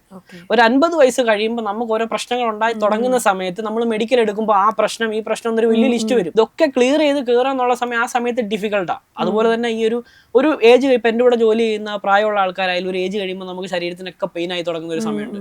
-20 ഡിഗ്രി കിടന്ന് ഐസ് പൊട്ടിക്കുന്ന ഒരു ജോലിയുണ്ട്, +50 ഡിഗ്രി ചൂടിൽ കിടന്ന് പണിയെടുക്കുന്ന ഒരു ചോര നീരാവുന്ന ഒരു പരിപാടിയുണ്ട്. ആ ഒരു ഏജ് കഴിഞ്ഞാൽ നമ്മളെ കൊണ്ട് ഇത് പറ്റത്തില്ല, നമ്മൾ തളർന്നു പോകും. നമുക്ക് പണി ചെയ്തേ പറ്റുള്ളൂ. നമ്മൾ പണി ചെയ്തില്ലെങ്കിൽ നമ്മുടെ പണി കൂടെ മറ്റൊരാടെ മണ്ടയ്ക്ക് വരിക. അപ്പൊ എന്ത് പറ്റും? ഒരു ലിമിറ്റ് കഴിയുമ്പോൾ എല്ലാവരും നിർത്തും. അപ്പോൾ ഇപ്പൊ ഈ റീസെന്റ് ആയിട്ട് നടന്ന ഒരുപാട് സംഭവങ്ങൾ ഉണ്ടായില്ലേ ഷിപ്പിന്റെ ആക്സിഡന്റും അതുപോലത്തെ കാര്യങ്ങളൊക്കെ നടന്ന സംഭവം ഉണ്ടല്ലോ, അതിനെ കുറിച്ചിട്ട് എന്തായിരുന്നു? ഇപ്പം കഴിഞ്ഞ ഒരു മാസമായിട്ടാണ് ഈ കപ്പൽ അപകടങ്ങളെ പറ്റിയിട്ട് നമ്മുടെ കേരളം നമ്മൾ കൂടുതൽ ശ്രദ്ധിക്കുന്നതും കാണുന്നതും അല്ലെ. ഇതിനു മുമ്പ് എന്റെ അറിവിൽ അടുപ്പിച്ച് ഈ ഒരു കപ്പൽ അപകടം, വിഴിഞ്ഞത്ത് കപ്പൽ വരുന്നു പോകുന്നു, ഈ അപകടങ്ങളെ പറ്റിയിട്ടൊന്നും നമ്മൾ കണ്ടിട്ടും കേട്ടിട്ടൊന്നുമില്ല. ഇതൊരു പുതിയ അറിവാണ്. ഫ്ലൈറ്റ് ആക്സിഡന്റ് നമ്മൾ കണ്ടിട്ടുണ്ടെങ്കിലും കേട്ടിട്ടുണ്ടെങ്കിലും, പക്ഷെ ഇല്ല. ഇതിന്റെ അകത്തെ പ്രശ്നം എന്താന്ന് ചോദിച്ചാൽ, ശരിക്കും പറഞ്ഞാൽ ഈ കപ്പലുകളെ പറ്റിയിട്ട് അറിയത്തില്ല എന്നൊരു സംഭവമാണ് ഇത്. അതായത് ഒരുപാട് ഓൺലൈൻ ചാനലുകളെ പറ്റിയിട്ടാണ് ഞാൻ പറയുന്നത്. ഇല്ലാത്ത കാര്യങ്ങൾ ഇവർക്ക് കിട്ടുന്ന ഈ ഒരു ന്യൂസ് എവിടുന്ന് കിട്ടുന്നെന്ന് പോലും അറിയില്ല. അതായത് MSC എന്ന കപ്പല് മനഃപൂർവ്വം കൊണ്ടെങ്കിൽ മുക്കി. ആലോചിച്ച് നോക്കണം, MSC പോലെ ഒരു വലിയ കപ്പലിനെ അവരെന്തിനാണ് ഒരു കരയിൽ കൊണ്ട് മുക്കുന്നത്? അവർക്കത് മുക്കണം, ഇൻഷുറൻസിന് വേണ്ടി മുക്കണമെങ്കിൽ ഈ നടുകടലിൽ കൊണ്ട് മുക്കിയാൽ പോരെ, കരയിൽ കൊണ്ട് മുക്കണോ? ഒരു കരയിൽ കൊണ്ട് മുക്കുമ്പം അതിൻ്റെ അകത്തുണ്ടായിരിക്കുന്ന കാർഗോ, അതിൻ്റെ അകത്തുണ്ടായിരിക്കുന്ന മനുഷ്യജീവനുകൾ, ഇതിനെല്ലാം കമ്പനി ഉൾപ്പെടെ ഉത്തരവാദിത്തം പറയേണ്ടതല്ലേ? ഞാൻ ചോദിക്കുന്നത്, നമ്മൾ ഇൻഷുറൻസിന് വേണ്ടിയിട്ട് 21 പേരെ കൊല്ലുവോ? 21 ക്രൂവിനെ കൊല്ലുവോ ഒരു കമ്പനി? ഇത്രയും വലിയ ഒരു കമ്പനി ഒരുപാട് പേർക്ക് ഇപ്പോഴും ജീവൻ അവരുടെ അന്നമാണത്. അങ്ങനെ ഒരു കപ്പൽ കൊണ്ട് മുക്കുക, എന്നിട്ട് ബാക്കിയുള്ളവരെ എല്ലാം കൊല്ലുക, എന്നിട്ട് ഓണർ ഒരു ദിവസം വിളിച്ചിട്ട് പറയാ, നിങ്ങളൊരു കാര്യം ചെയ്യും, കപ്പൽ കൊണ്ടങ്ങ് മുക്ക്, നിങ്ങൾ മരിച്ചോട്ടെ, നിങ്ങളുടെ വീട്ടിൽ ഞാൻ ഇൻഷുറൻസ് കൊടുത്തോളാം, എന്റെ കപ്പൽ ഇൻഷുറുള്ള, എനിക്ക് കുറച്ച് പൈസ വേണം. ഇങ്ങനെ ഏതെങ്കിലും ഒരു ഓണർ, ഏതെങ്കിലും ഒരു കപ്പൽ ഓണറോ ഒരു കമ്പനിയോ പറയുമോ? ഇത് പറയുന്നത് ക്യാപ്റ്റൻ മനഃപൂർവ്വം കൊണ്ട് മുക്കി. ഇതെന്തോ ബോട്ടോ? ഇത് പേപ്പർ ബോട്ട് അല്ലല്ലോ, ഇത് ചുമ്മാ കൊണ്ട് മുക്കാൻ. അതുപോലൊരു ചാനൽ പറയുന്നിട്ട് ഒരു തരം പമ്പുണ്ടെന്ന്, ആ പമ്പിൽ കൂടെ വെള്ളം അടിച്ച് കയറ്റിയ കപ്പൽ മറിയുമെന്ന്. ഈ 10 വർഷത്തിൽ ഞാൻ ഇങ്ങനെ ഒരു പമ്പ് കണ്ടിട്ടേ ഇല്ല. ഇങ്ങനൊരു സംഭവം ഇല്ല. ബെലാസ്റ്റ് പമ്പ് ഉണ്ട്. അതായത് കപ്പലിന്റെ സ്റ്റെബിലിറ്റിക്ക് വേണ്ടിയിട്ട് നമ്മൾ കടൽ വെള്ളം കയറ്റി നിറച്ചിട്ടാണ് കപ്പലിനെ സ്റ്റെബിലിറ്റി, അതായത് മെയിൻറ്റെയിൻ ചെയ്യുന്നത്. ആ പമ്പിനെയാണ് പറയുന്നത്. പക്ഷെ അവരതിനെ വിശദീകരിക്കുന്നത് എങ്ങനെയാണെന്ന് ചോദിച്ചാല്, ആ പമ്പ് അത് വെച്ച് വെള്ളം കയറ്റി കപ്പലിനെ മറിക്കുക, അതിനൊരു പ്രത്യേകതരം പമ്പ് ഉണ്ടെന്നാ പറയുന്നത്. ബെലാസ്റ്റ് പമ്പിനല്ല പറയുന്നത്, മറ്റൊരു പമ്പ്. ബെലാസ്റ്റ് പമ്പ് എന്നും പറയുന്നുണ്ട്. അതിനുശേഷം പറയുന്നത് അത് കൂടാതെ മറ്റൊരു പമ്പ് ഉണ്ടെന്ന്. ആ പമ്പ് നമ്മൾ ആരും ഇതുവരെ കണ്ടിട്ടില്ല. ഇത് ഓരോ മീഡിയകള് അവരുടെ റീച്ചിന് വേണ്ടിയിട്ട് അവർ പറഞ്ഞു തരുന്ന കാര്യങ്ങളാ. ആൾക്കാരെ കൊല്ലാൻ വേണ്ടി ചെയ്തു, മനഃപൂർവ്വം കപ്പൽ കൊണ്ട് മുക്കി. ഇപ്പം ഒരു കപ്പൽ മുങ്ങിയതിന്റെ പേരിൽ എത്ര വലിയ ഇഷ്യൂസ് ആണ് ഉണ്ടായിരിക്കുന്നത്. ആലോചിച്ച് നോക്കണം, ആ കപ്പൽ ഇപ്പോഴും കാർഗോ ആയിട്ട് കടലിനടിയിൽ കിടക്കുക. അതിന്റെ ടാങ്കിനകത്ത് എത്ര ടൺ ഇന്ധനമാണുള്ളതെന്ന് അറിയോ? ഹെവി ഫ്യൂവല്, ഡീസല്, പിന്നെ മറൈൻ ഓയിൽ, ഗ്യാസ് ഓയിൽ, ഒത്തിരി സാധനങ്ങൾ അതിനടിയിൽ കിടക്കുക. ഇതൊക്കെ ഒന്ന് ലീക്കായി കടലിന്റെ മേലെ വന്നു കഴിഞ്ഞാല് എന്തായിരിക്കും അവസ്ഥ? ഈ പറയുന്ന ഇൻഷുറൻസിന് വേണ്ടിയിട്ട് ഇങ്ങനൊരു വലിയ അപകടം, അതിലും വലിയൊരു മണ്ടത്തരം ഒരാൾ ചെയ്യുമെന്ന് ഒരാൾ വന്ന് ഒരു സ്റ്റുഡിയോയിൽ ഇരുന്ന് പറഞ്ഞു കഴിഞ്ഞാൽ എന്തായിരിക്കും അവസ്ഥ? ആദ്യം കാണുന്നത് ഇത് ഇന്നൊന്നുമല്ല കേട്ടോ, എന്ന് പറയുന്ന ഒരു ചാനല്, അതുപോലെ പറയുന്ന ഒരു മറ്റൊരു വ്യക്തി, ഇവരുടെയൊക്കെ സ്ഥിരം പരിപാടി എന്ന് പറഞ്ഞു കഴിഞ്ഞാൽ ആദ്യം വരിക, ഇത് ക്യാമറ ഓൺ ആക്കുക, അതിന് മുന്നിൽ ഇരുന്ന് എന്ത് വേണമെങ്കിലും വിളിച്ച് പറയാം, എങ്ങനെ വേണമെങ്കിലും പറയാം എന്നൊരു സംഭവം. ഇവര് പറയുന്ന കാര്യങ്ങളെ പറയും. നമ്മളിത് കേൾക്കുമ്പോൾ നമുക്ക് അത്ഭുതം, എന്തിനാണ് ഇങ്ങനെയൊക്കെ പറയുന്നത്? ഇതിനിടയിൽ കളികളില്ലെന്നോ അല്ലെങ്കിൽ ഇൻഷുറൻസിന് വേണ്ടിയിട്ട് കാര്യങ്ങൾ ചെയ്യുന്നില്ലെന്നോ പറയുന്നില്ല, അത് ചെയ്യുന്നുണ്ട്. പക്ഷേ ഞാനിപ്പോൾ പറയുന്നതിന്റെ മെയിൻ എക്സാമ്പിൾ അതാണ്. ഈ കപ്പലിനടിയിൽ കിടക്കുന്ന കാർഗോ ഇപ്പോഴും അടിയിൽ ഡേഞ്ചർ ആയിട്ടുള്ള ഒരുപാട് വസ്തുക്കൾ കിടപ്പുണ്ട്. പ്ലാസ്റ്റിക് വരെ അതിലും വലിയ ഡേഞ്ചറാ. ഇതെല്ലാം ഇതിനടിയിൽ ഇപ്പോഴും കണ്ടെയ്നർ, ഈ ഒഴുകി നടക്കുന്ന കണ്ടെയ്നർ അല്ലാതെ ഈ കപ്പലിലുള്ള കണ്ടെയ്നർ ഉണ്ട്. അതൊക്കെ ഇന്നല്ലേ നാളെ അവിടുന്ന് വരും. അത് മാത്രമല്ല, ഇതിന്റെ അകത്തെ ഓയില്, ഇത് ലീക്കായാൽ എത്ര ടൺ ഇന്ധനമാണെന്നറിയോ കടലിന് മേലെ പരക്കാൻ പോകുന്നത്? ഇതിന് സമാധാനം പറയേണ്ട ഈ പറയുന്ന ഓണറോ ഈ പറയുന്ന കമ്പനിയോ അല്ലേ? അപ്പൊ അവർ ഇതെല്ലാം കൂടെ ഈ തലവേദന തലയിലെടുത്ത് വെച്ചിട്ട് ഒരിടത്ത് കൊണ്ട് ഈ കപ്പൽ അങ്ങ് മുക്കുമെന്നൊക്കെ അങ്ങോട്ട് വെറുതെ പറഞ്ഞു കളയുക. അത് MSCയുടെ കാര്യം. 2, ഇപ്പോഴാണല്ലോ ഒരു കപ്പൽ തീ പിടിച്ച കണ്ടെയ്നർ, അതിൽ 4 ക്രൂ മിസ്സിംഗ് ആണ് ഇപ്പോഴും. അവരെ പറ്റി ആരും പറയുന്നില്ല. ആ 4 ക്രൂ, അതിൽ ശരിക്കും പറഞ്ഞു കഴിഞ്ഞാൽ ഒരു കപ്പലിന് തീ പിടിച്ചാൽ കപ്പലിന്റെ തീ അണയ്ക്കുന്നത് 6 പേരാണ്. എല്ലാവരുടെയും ഡ്യൂട്ടി അല്ല കപ്പലിനെ ഫയർ ഫൈറ്റ് ചെയ്യാന്നുള്ളത്. അത് 3 ടീമായിട്ട് 2 പേര് വെച്ച് 3 ടീമായിട്ടാണ് നമ്മൾ ആ ഫൈറ്റ് ചെയ്യുന്ന സ്ഥലത്തേക്ക്, തീ ഉണ്ടായ സ്ഥലത്തേക്ക് ഫയർ ഫൈറ്റ് ചെയ്യാൻ വേണ്ടിയിട്ട് പോകുന്നത്. ബാക്കിയുള്ളവർ നമുക്ക് വേണ്ട കാര്യങ്ങൾ അസിസ്റ്റ് ചെയ്യുന്നത്. കുറച്ച് ആൾക്കാർ ലൈഫ് ബോട്ട് പ്രിപ്പയർ ചെയ്യും. ഇൻ കേസ് തീ നമുക്ക് അണയ്ക്കാൻ കഴിയുന്നില്ല, ബ്ലാസ്റ്റ് ആവുകയാണെങ്കിൽ നമുക്ക് രക്ഷപ്പെടണ്ടേ? എല്ലാവരും കൂടെ തീ അണയ്ക്കുന്നിടത്തോട്ട് വരില്ല. അവരുടെ ഡ്യൂട്ടീസായ ലൈഫ് ബോട്ട് പ്രിപ്പയർ ചെയ്യും. എന്തിന്? ലോഞ്ച് ചെയ്ത് രക്ഷപ്പെടാൻ വേണ്ടിയിട്ട്. അപ്പൊ ഓരോ 21 പേരാണ് ഇതിനെ നിയന്ത്രിക്കുന്നത്. എല്ലാവർക്കും ക്യാപ്റ്റൻ എന്ന് പറയുന്ന ഒരാൾ ഇതിന്റെ കമാൻഡ് ഉണ്ടാവും. എല്ലാവർക്കും അവരുടെ ഡ്യൂട്ടി ഉണ്ട്. ആ 4 പേര് പോയി, അവരുടെ ബോഡി ഇതുവരെ കെട്ടിട്ടില്ല. അവർ കടലിലേക്ക് എടുത്ത് ചാടിയിട്ടുണ്ടായിരുന്നെങ്കിൽ ഒരുപക്ഷെ അവരുടെ ബോഡി കരക്കടിക്കേണ്ട സമയം കഴിഞ്ഞില്ലേ? അവരങ്ങനെ മരിക്കുമെന്ന് ഞാൻ വിചാരിക്കുന്നില്ല. പക്ഷെ അവരുടെ ബോഡി കിട്ടിയിട്ടില്ല, അല്ലെങ്കിൽ അവരെ പറ്റി ഒരു വിവരമില്ലെങ്കിൽ അതിനർത്ഥം ഞാൻ വിചാരിക്കുന്നത് അവർ ആ ഫയർ ആക്സിഡന്റിലോ ഒരു ബ്ലാസ്റ്റിലോ അവർ മരിച്ചിട്ടുണ്ടാവുന്ന. അതിനെ പറ്റിയിട്ട് ആരും പറയുന്നില്ല. പക്ഷേ മറ്റൊരു വിദ്വാൻ, മറ്റൊരു ചാനല് പറയുന്നത് എന്താണെന്നറിയോ? ഇത് ചൈനയും ഇന്ത്യയും തമ്മിലുള്ള യുദ്ധമാണ്. അതായത് ഒരു ചൈനീസ് കപ്പൽ ഇന്ത്യൻ തീരത്ത് കൊണ്ടുവന്ന് ബ്ലാസ്റ്റ് ചെയ്യുന്നു. അതിൽ നിന്ന് പുറത്തു വരുന്ന വിഷവാതകം ശ്വസിച്ച് നാട്ടുകാർ മരിക്കുന്നു. ഇതൊരു ബയോവാർ. കപ്പലിന് എപ്പോൾ വേണമെങ്കിലും തീ പിടിക്കാം. അത് ശ്രീലങ്കയിലെ കൊളംബോയിൽ നിന്നും ബോംബെക്ക് കാർഗോ ആയിട്ട് പോകുന്ന ഒരു കപ്പലാ. അതിന് ഓരോ കപ്പലിനും ഓരോ ഷെഡ്യൂളുണ്ട്. ഇതിനു മുമ്പ് തന്നെ നമുക്ക് അതിന്റെ ഷെഡ്യൂളുകൾ അറിയാൻ പറ്റും. കപ്പൽ എങ്ങോട്ട് പോകുന്നു, എന്ത് കൊണ്ടുപോകുന്നു, എന്താണ് ഇറക്കുന്ന എല്ലാ വിവരങ്ങളും നമ്മുടെ കയ്യിലുണ്ട്. അതിനിട്ടിരിക്കുന്ന പേരാണ് ചൈനയും ഇന്ത്യയും തമ്മിലുള്ള ബയോവാർ. അപ്പൊ എന്തും പറയാം, മനസ്സിൽ തോന്നുന്ന എന്തും കാര്യങ്ങൾ വിളിച്ചു പറയാം. അതിനകത്തുള്ള ബാക്കിയുള്ള ആൾക്കാർക്ക് ആർക്കും ഒരു വിലയില്ല. ബാക്കിയുള്ള നമ്മൾ അതിൽ ജോലി ചെയ്യുന്നവരൊക്കെ വിഡ്ഢികളാണ്. ഈ പറയുന്നവർ മാത്രമാണ് ഈ നാട്ടിലെ കേമന്മാര്. എന്നാൽ ഇതെന്താണെന്ന് ചിന്തിക്കുന്നില്ല. ആ കപ്പലിന് തീ പിടിക്കാനുള്ള കാരണം എന്താണ്, എന്തുകൊണ്ടൊക്കെ തീ പിടിക്കാം, ഒരു കപ്പലിന് തീ പിടിക്കാം. അതിൻ്റെ അകത്ത് ഒരു പക്ഷേ പിന്നെ എന്താ പറയുന്ന കുറച്ച് പൊട്ടിത്തെറിക്കുന്ന പോലത്തെ എന്തെങ്കിലും കാര്യങ്ങൾ അതിനകത്തുണ്ടാവും. അത് വെച്ചിരിക്കുന്ന സ്ഥലം ചിലപ്പോൾ വേറെ ആയിരിക്കാം, വെക്കാൻ പാടില്ലാത്ത സ്ഥലത്തായിരിക്കാം ഒരു പക്ഷേ ആ കണ്ടെയ്നർ ബോക്സ് വെച്ചിട്ടുണ്ടായിരുന്നത്. അങ്ങനെ ഒരു പക്ഷെ ഉണ്ടാകാം. അതല്ലെങ്കിൽ കപ്പലിലെ റീഫറുണ്ട്, അതായത് നമ്മൾ കറണ്ട് -ഡിഗ്രിയിൽ കൊണ്ടുപോകുന്ന സാധനങ്ങൾ സൂക്ഷിക്കുന്ന റീഫർ കണ്ടെയ്നറുകളുണ്ട്. അതിൽ ഇലക്ട്രിക്കലാണ്, ഷോർട്ട് സർക്യൂട്ടുകൾ ഉണ്ടാവാം. ഒരുപാട് വഴികളിലൂടെ നമുക്ക് കപ്പലിൽ തീപിടുത്തം ഉണ്ടാവാം. പക്ഷെ അതിനെല്ലാം അത് നമ്മുടെ ശരിക്കും പറഞ്ഞാൽ നമ്മുടെ രാജ്യത്ത് പൊളിറ്റിക്സ് ആണല്ലോ. എല്ലാത്തിനെയും തിരിച്ച് വളച്ചു കൊണ്ടുവന്ന് അതൊരു പൊളിറ്റിക്സ് ആക്കി മറ്റൊരു പാർട്ടിക്കോ മറ്റൊരാൾക്കാർക്കോ മുതലെടുക്കുന്ന രീതിയിൽ അങ്ങ് ആക്കി തീർക്കും. അപ്പൊ ഈ ഒരു സംഭവത്തിനെ വരെ നമ്മുടെ ഇതിലോട്ട് കൊണ്ടുവന്ന് അതിനെ ഒരു ബയോവാർ ആക്കുന്നു, രാഷ്ട്രീയമാക്കുന്നു, എല്ലാം ആക്കുന്നു. ഇതിന്റെ സത്യാവസ്ഥ എന്താണെന്ന് അതിലുള്ളവർക്ക് മാത്രം അറിയാം. അപ്പോൾ ഇതില് വാറിനെ കുറിച്ച് ഇപ്പൊ പറഞ്ഞു, അതുപോലെ തന്നെ അവിടെ നിങ്ങൾ അനുഭവിക്കുന്ന ഒരു കാര്യമാണല്ലോ ഈ ബാഡ് വെതർ. കാരണം വെതർ എപ്പോഴും പ്രെഡിക്റ്റബിൾ അല്ലല്ലോ, എപ്പോൾ വേണമെങ്കിലും മാറിക്കൊണ്ടിരിക്കാം. അപ്പൊ ആ ഒരു ബാഡ് വെതർ എക്സ്പീരിയൻസ് ചെയ്തിട്ടുണ്ടോ? ബാഡ് വെതർ എപ്പോഴും ഉണ്ടാവാം. ഇപ്പൊ നമുക്കൊരു മാസം ചിലപ്പോൾ 2-3 പ്രാവശ്യം ബാഡ് വെതർ ഉണ്ടാവും. ചില കടലുകൾ എപ്പോഴും വെതർ ഭയങ്കര റഫായിരിക്കും. അപ്പൊ അവിടെയൊക്കെ പോകുമ്പോൾ നമുക്കിതിന് മുമ്പേ അലേർട്ട് വരും, ഇന്ന് നിങ്ങൾ പോകുന്ന ഈ റൂട്ടിൽ ബാഡ് വെതർ ആണ്, അതിനുള്ള പ്രിക്കോഷൻസ് എടുക്കുക എല്ലാം. അതായത് നമ്മുടെ ചെയറൊക്കെ ആണെങ്കിലും നമ്മുടെ അക്കോമഡേഷൻ ആയാലും നമ്മുടെ റൂമിലുള്ള കാര്യങ്ങളൊക്കെ ആയാലും അവിടെ ഇവിടെ ഈ ഇരിക്കുന്ന എല്ലാം സെക്യൂർ ചെയ്ത് ലാഷ് ചെയ്ത് വെക്കുക പ്രോപ്പറായിട്ട് എന്ന് പറയുന്നത് എന്തിനാന്ന് വെച്ചാൽ ഇതിന് മുന്നേ നമുക്ക് അറിയാൻ പറ്റും ഇത്ര നോട്ട് വേഗത്തിൽ കാറ്റടിക്കുന്നു, അല്ലെങ്കിൽ അവിടെ ഇത്ര ഹൈറ്റിൽ ഇത്ര മീറ്ററിൽ സ്വെല്ലുണ്ട്, തിരയുണ്ട്. ഇതെല്ലാം നമുക്ക് അറിഞ്ഞിട്ടാണ് നമ്മൾ മുന്നോട്ട് പോകുന്നത്. മനസ്സിലായില്ലേ? അപ്പൊ അതിനുള്ള പ്രിക്കോഷൻ നമ്മൾ എടുക്കും. ഇതിന്റെ പ്രശ്നം എന്താണെന്ന് വെച്ചാൽ, എന്നെ സംബന്ധിക്കാൻ എന്റെ കാര്യം പറഞ്ഞാൽ എനിക്ക് വെതർ ബാഡ് വെതർ ഒരു വിഷയം ആദ്യം മുതലേ എനിക്ക് അങ്ങനെ ഒരു പ്രയാസം ഉണ്ടായിട്ടില്ല. എക്സാമ്പിൾ പറഞ്ഞാൽ നമ്മൾ കാറിലൊക്കെ പോകുമ്പോഴോ വണ്ടിയിൽ പോകുമ്പോൾ ഛർദ്ദിക്കുന്ന ആൾക്കാരോ ടെൻഡൻസി ഉള്ള ആൾക്കാരുണ്ടാവുമല്ലോ. അങ്ങനെയുള്ള ഒരു കപ്പൽ വരുവാണെങ്കിൽ അവരുടെ കാര്യം വലിയ ബുദ്ധിമുട്ടാണ്. കാരണം അത് വലിയ ബുദ്ധിമുട്ടാണ്. ഇപ്പം നമ്മളാണെങ്കിൽ എനിക്കിപ്പം അങ്ങനെ ഒരു പ്രശ്നങ്ങളില്ല. പക്ഷെ ഒരു ദിവസം ഓക്കെ, 2 ദിവസം ഓക്കെ, 3 ദിവസം ആകുമ്പോൾ നമ്മൾ തളർന്നു പോകും.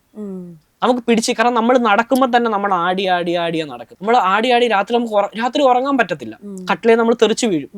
അപ്പൊ ചിലപ്പോ നമ്മൾ താഴെ ഇങ്ങനെ കിടക്കും, അല്ലെങ്കിൽ കട്ടില് നമ്മുടെ ബെഡിന്റെ പില്ലോ സൈഡിൽ വെച്ചിട്ട് ഇങ്ങനെ കിടക്കും. നമുക്കൊരു കംഫർട്ട് എങ്ങനെയാണോ, കപ്പൽ എങ്ങോട്ടാണോ ആടുന്നത് അതിന് ക്രോസ് ഓപ്പോസിറ്റ് ആയിട്ടൊക്കെ കിടന്നാലും എത്രയാന്ന് പറഞ്ഞിട്ടാ നമുക്ക് ഉറക്കം വരില്ല. ഈ തിര അടിക്കുന്ന അടിയിൽ കപ്പൽ ഫുള്ള് വൈബ്രേറ്റ് ആവും.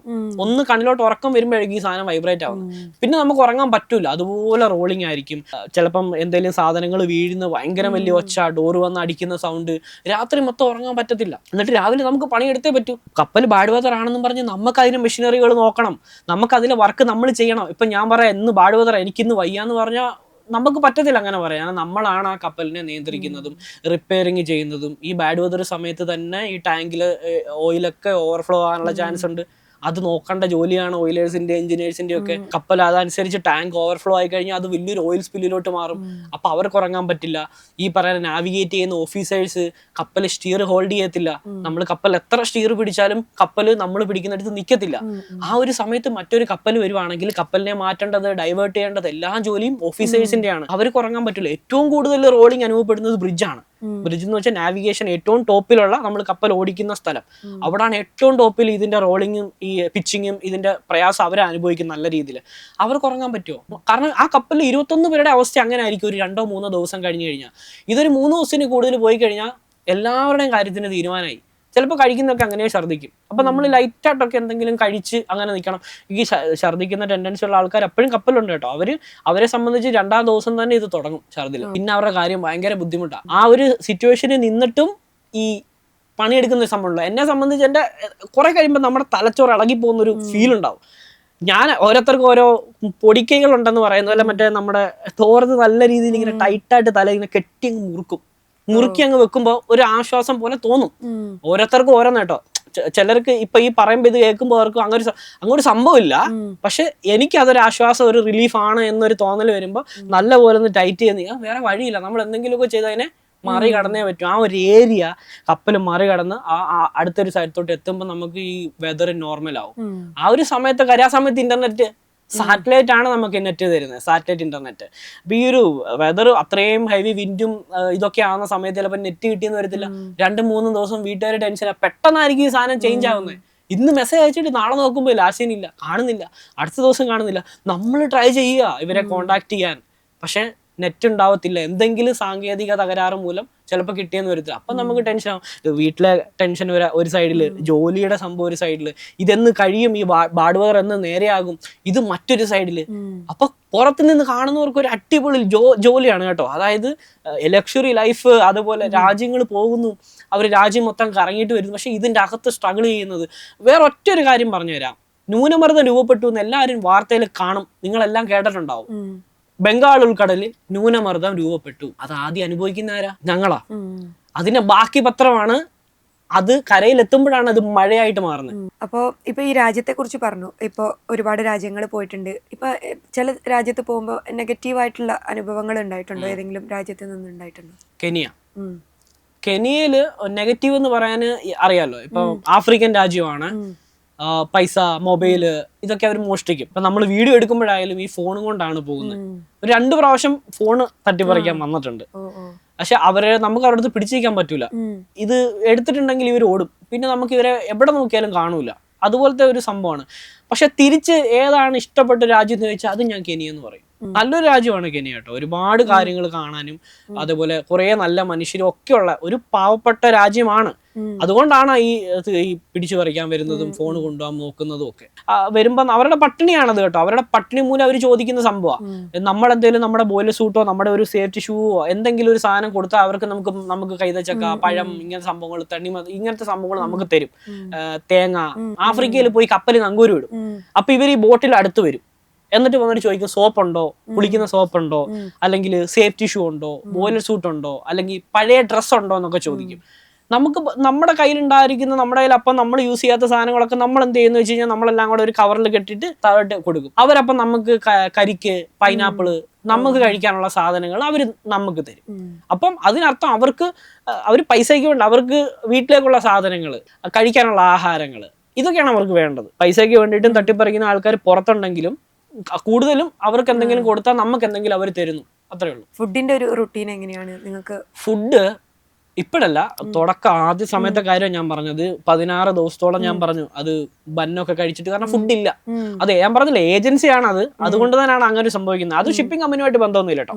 ഷിപ്പിംഗ് കമ്പനി എന്ന് പറയുന്നത് നമുക്ക് പ്രോപ്പറായിട്ട് നമുക്കൊരു ദിവസം ഇത്ര രൂപയുടെ ഫുഡ്, നമുക്ക് എല്ലാ സാധനവും ഉണ്ട്. ചിക്കൻ ആയാലും ബീഫ് ആയാലും പിന്നെ പോർക്കായാലും നമുക്ക് വേണ്ട എല്ലാ സാധനങ്ങളും നമുക്ക് കപ്പലിൽ കിട്ടും. ഇതിന്റെ ഒരു വേറൊരു സംഭവം എന്ന് വെച്ചാൽ, ഈ കപ്പലിലേക്ക് നമ്മൾ ആഹാരം, ഈ 21 പേർക്ക് ആഹാരം കയറ്റും. പക്ഷെ നമുക്ക് ഫ്രഷ് ഫുഡ് ഉണ്ടല്ലോ, വെജിറ്റബിൾസ്, ഫ്രൂട്ട്സ് ഒക്കെ ഒരു ലിമിറ്റ് കൂടുതൽ കയറ്റി മൈനസിൽ ഇതിൽ നമ്മൾ വെച്ചാൽ പോലും അത് അഴുക്കായി പോകും. അപ്പൊ നമുക്കൊരു ഒരു ക്വാണ്ടിറ്റിയിലാണെങ്കിൽ നമ്മൾ എടുക്കുന്നത്. നമുക്ക് എക്സാമ്പിൾ പറഞ്ഞാൽ 1 മാസത്തേക്കുള്ള ആഹാരം, കപ്പൽ 1 മാസമായിരിക്കും ചിലപ്പം യാത്ര. ആ 1 മാസത്തേക്കുള്ള ആഹാരം എത്ര വേണോ ആ ക്വാണ്ടിറ്റിയിൽ നമ്മൾ എടുത്തു വെക്കും, സ്റ്റോർ ചെയ്യും. ഈ സ്റ്റോർ ചെയ്ത് വെക്കും. ഒരു 20 ദിവസം കഴിയുമ്പോൾ ഈ പച്ചക്കറി അങ്ങ് കഴിയും. അതിനുശേഷം ഈ ഫ്രൂട്ട്സും പച്ചക്കറിയും ഒക്കെ അഴുക്കായി തുടങ്ങും. പിന്നീട് നമുക്ക് ഉള്ളത് വെച്ചിട്ട് കഴിക്കാന്ന് മാത്രമേ ഉള്ളൂ. അപ്പം ഈ ചില സാഹചര്യങ്ങളിൽ എന്താണെന്നറിയോ, നമ്മുടെ ഫുഡ് കഴിയുന്ന ഒരു ടൈം ആകുമ്പോഴായിരിക്കും കപ്പൽ അവിടെ എത്തുന്നത്. പക്ഷെ ഈ കപ്പൽ പുറംകടലിൽ കിടക്കാൻ പറയും. കാരണം ലോഡ് റെഡി ആയിട്ടുണ്ടാവില്ല, എന്തെങ്കിലുമൊക്കെ പ്രശ്നങ്ങൾ കാരണം പുറത്ത് കടന്നു പോകും. അവിടെ വരെ ഇവർ സപ്ലൈ ചെയ്യാനുള്ള ഓപ്ഷനുകളും ഉണ്ടാവത്തില്ല. അപ്പൊ എന്ത് പറ്റും? കഴിക്കാൻ ആഹാരം ഇല്ലാണ്ടാവും. പക്ഷെ നമ്മുടെ കയ്യിൽ മീറ്റ് സ്റ്റോർ എപ്പോഴും നമ്മുടെ കയ്യിൽ ആവശ്യത്തിൽ കൂടുതൽ ക്വാണ്ടിറ്റിയിൽ ഉണ്ടാവും. അപ്പൊ എന്ത് പറ്റും? ഫ്രഷ് ഫുഡായിട്ടുള്ള സാധനങ്ങൾ മാറിയിട്ട് ഈ ഫ്രോസൺ സാധനമാണ് പിന്നീട് നമ്മൾ അത് മാത്രം കണ്ടിന്യൂ ചെയ്ത് കഴിക്കേണ്ടി വരും. അഡ്ജസ്റ്റ് ചെയ്ത് പോകേണ്ട സിറ്റുവേഷൻ വരും. കര എത്തുവാണെങ്കിൽ വീണ്ടും ഫുഡ് ലോഡ് ചെയ്യും. ഈ പാസഞ്ചർ ഷിപ്പ് പോലല്ല കാർഗോ ഷിപ്പ്. കാർഗോ ഷിപ്പിന് ഇന്നിപ്പം നമുക്ക് ഇന്ത്യയിൽ നിന്ന് ലോഡ് എടുത്ത് അമേരിക്കയിൽ ഇറക്കുക എന്നൊരു വോയേജ് വന്നാൽ നമ്മൾ ഇവിടുന്ന് ലോഡ് എടുത്ത് അവിടെ ചെന്ന് ഇറങ്ങി കഴിയുമ്പോൾ നമുക്കറിയത്തില്ല അമേരിക്കയിൽ നിന്ന് ഇത് എങ്ങോട്ടാ പോകുന്നതെന്ന്. ലോഡ് ഇറക്കി കഴിഞ്ഞതിന് ശേഷമോ അത് ഇറക്കുന്നതിന് 1 ദിവസം മുമ്പായിരിക്കും, അല്ലെങ്കിൽ 2 ദിവസം മുമ്പായിരിക്കും നമ്മളോട് പറയുന്നത് നിങ്ങൾ തിരിച്ച് വീണ്ടും ഇന്തോനേഷ്യക്ക് വാ. വീണ്ടും 1 മാസം യാത്ര ചെയ്ത് വരാൻ പറയും. അതുവരെ നമുക്കറിയത്തില്ല. അതേ സമയത്ത് ഒരു പാസഞ്ചർ ഷിപ്പോ അല്ലെങ്കിൽ ഒരു കണ്ടെയ്നർ ഒക്കെ ആണെങ്കിൽ ഇതിനൊരു റൂട്ടുണ്ട്. ആ റൂട്ടിൽ കൂടെ തന്നെ പോകും. ബൾക്ക് ക്യാരിയറുകൾ, oil tanker ship, general cargo, ഇങ്ങനെയുള്ള കപ്പലുകൾക്ക്, ഇപ്പൊ ഞാൻ ജോലി ചെയ്യുന്ന ബൾക്ക് ക്യാരിയർ, അങ്ങനെയുള്ള കപ്പലുകൾക്ക് ഒരു റൂട്ടില്ല. നമ്മൾ എവിടെ പോകുന്നു നമുക്ക് പോലും അറിയത്തില്ല. അപ്പൊ എന്ത് പറ്റും? ഫുഡ് ചില സമയത്ത് നമ്മൾ ചെറിയ റൂട്ട് ഒരു 5 ദിവസം 10 ദിവസം യാത്രയെന്നും പറഞ്ഞിട്ടായിരിക്കും കമ്പനി പറയുന്നൊരു കാര്യം ചെയ്യും, ഒരു 10 ദിവസം കഴിഞ്ഞാൽ 5 ദിവസം കഴിഞ്ഞാൽ അവരുടെ എത്തും, അവിടെ ഫുഡിന് വിലക്കുറവാ, എല്ലാവരും അവരവരുടെ നോക്കുവേ, എല്ലാവരും അവരവരുടെ പൈസ നോക്കും. അവിടെ ഫുഡിന് കുറച്ച് എക്സ്പെൻസ് കുറവാ, നമുക്ക് അവിടുന്ന് ഫുഡ് എടുക്കാവുന്ന മെയിൽ വരും. അപ്പൊ നമ്മൾ ഓക്കെ 5 ദിവസം കഴിയുമ്പോൾ ആ രാജ്യത്ത് ചെല്ലുമ്പോൾ അവിടെ ഫുഡ് വരും. പെട്ടെന്നായിരിക്കും വോയേജ് ചേഞ്ച് ആയിട്ട് പറയുന്നത് 20 ദിവസം കഴിഞ്ഞിട്ട് അടുത്ത പോർട്ട് ഇത് ചേഞ്ച് ആയി. അപ്പൊ എന്ത് ചെയ്യും? ഉള്ളത് കൊണ്ട് നമ്മളോട് അവിടെ വരെ അഡ്ജസ്റ്റ് ചെയ്ത് പോകാൻ പറയും. അപ്പൊ നമുക്ക് അങ്ങനെയൊക്കെയുള്ള സിറ്റുവേഷനുകളിൽ എത്ര വലിയ കമ്പനി ആയാലും കടലാണ്, പല കാര്യങ്ങളിലും അഡ്ജസ്റ്റ്മെന്റ് ചെയ്യേണ്ടതായിട്ട് വരും.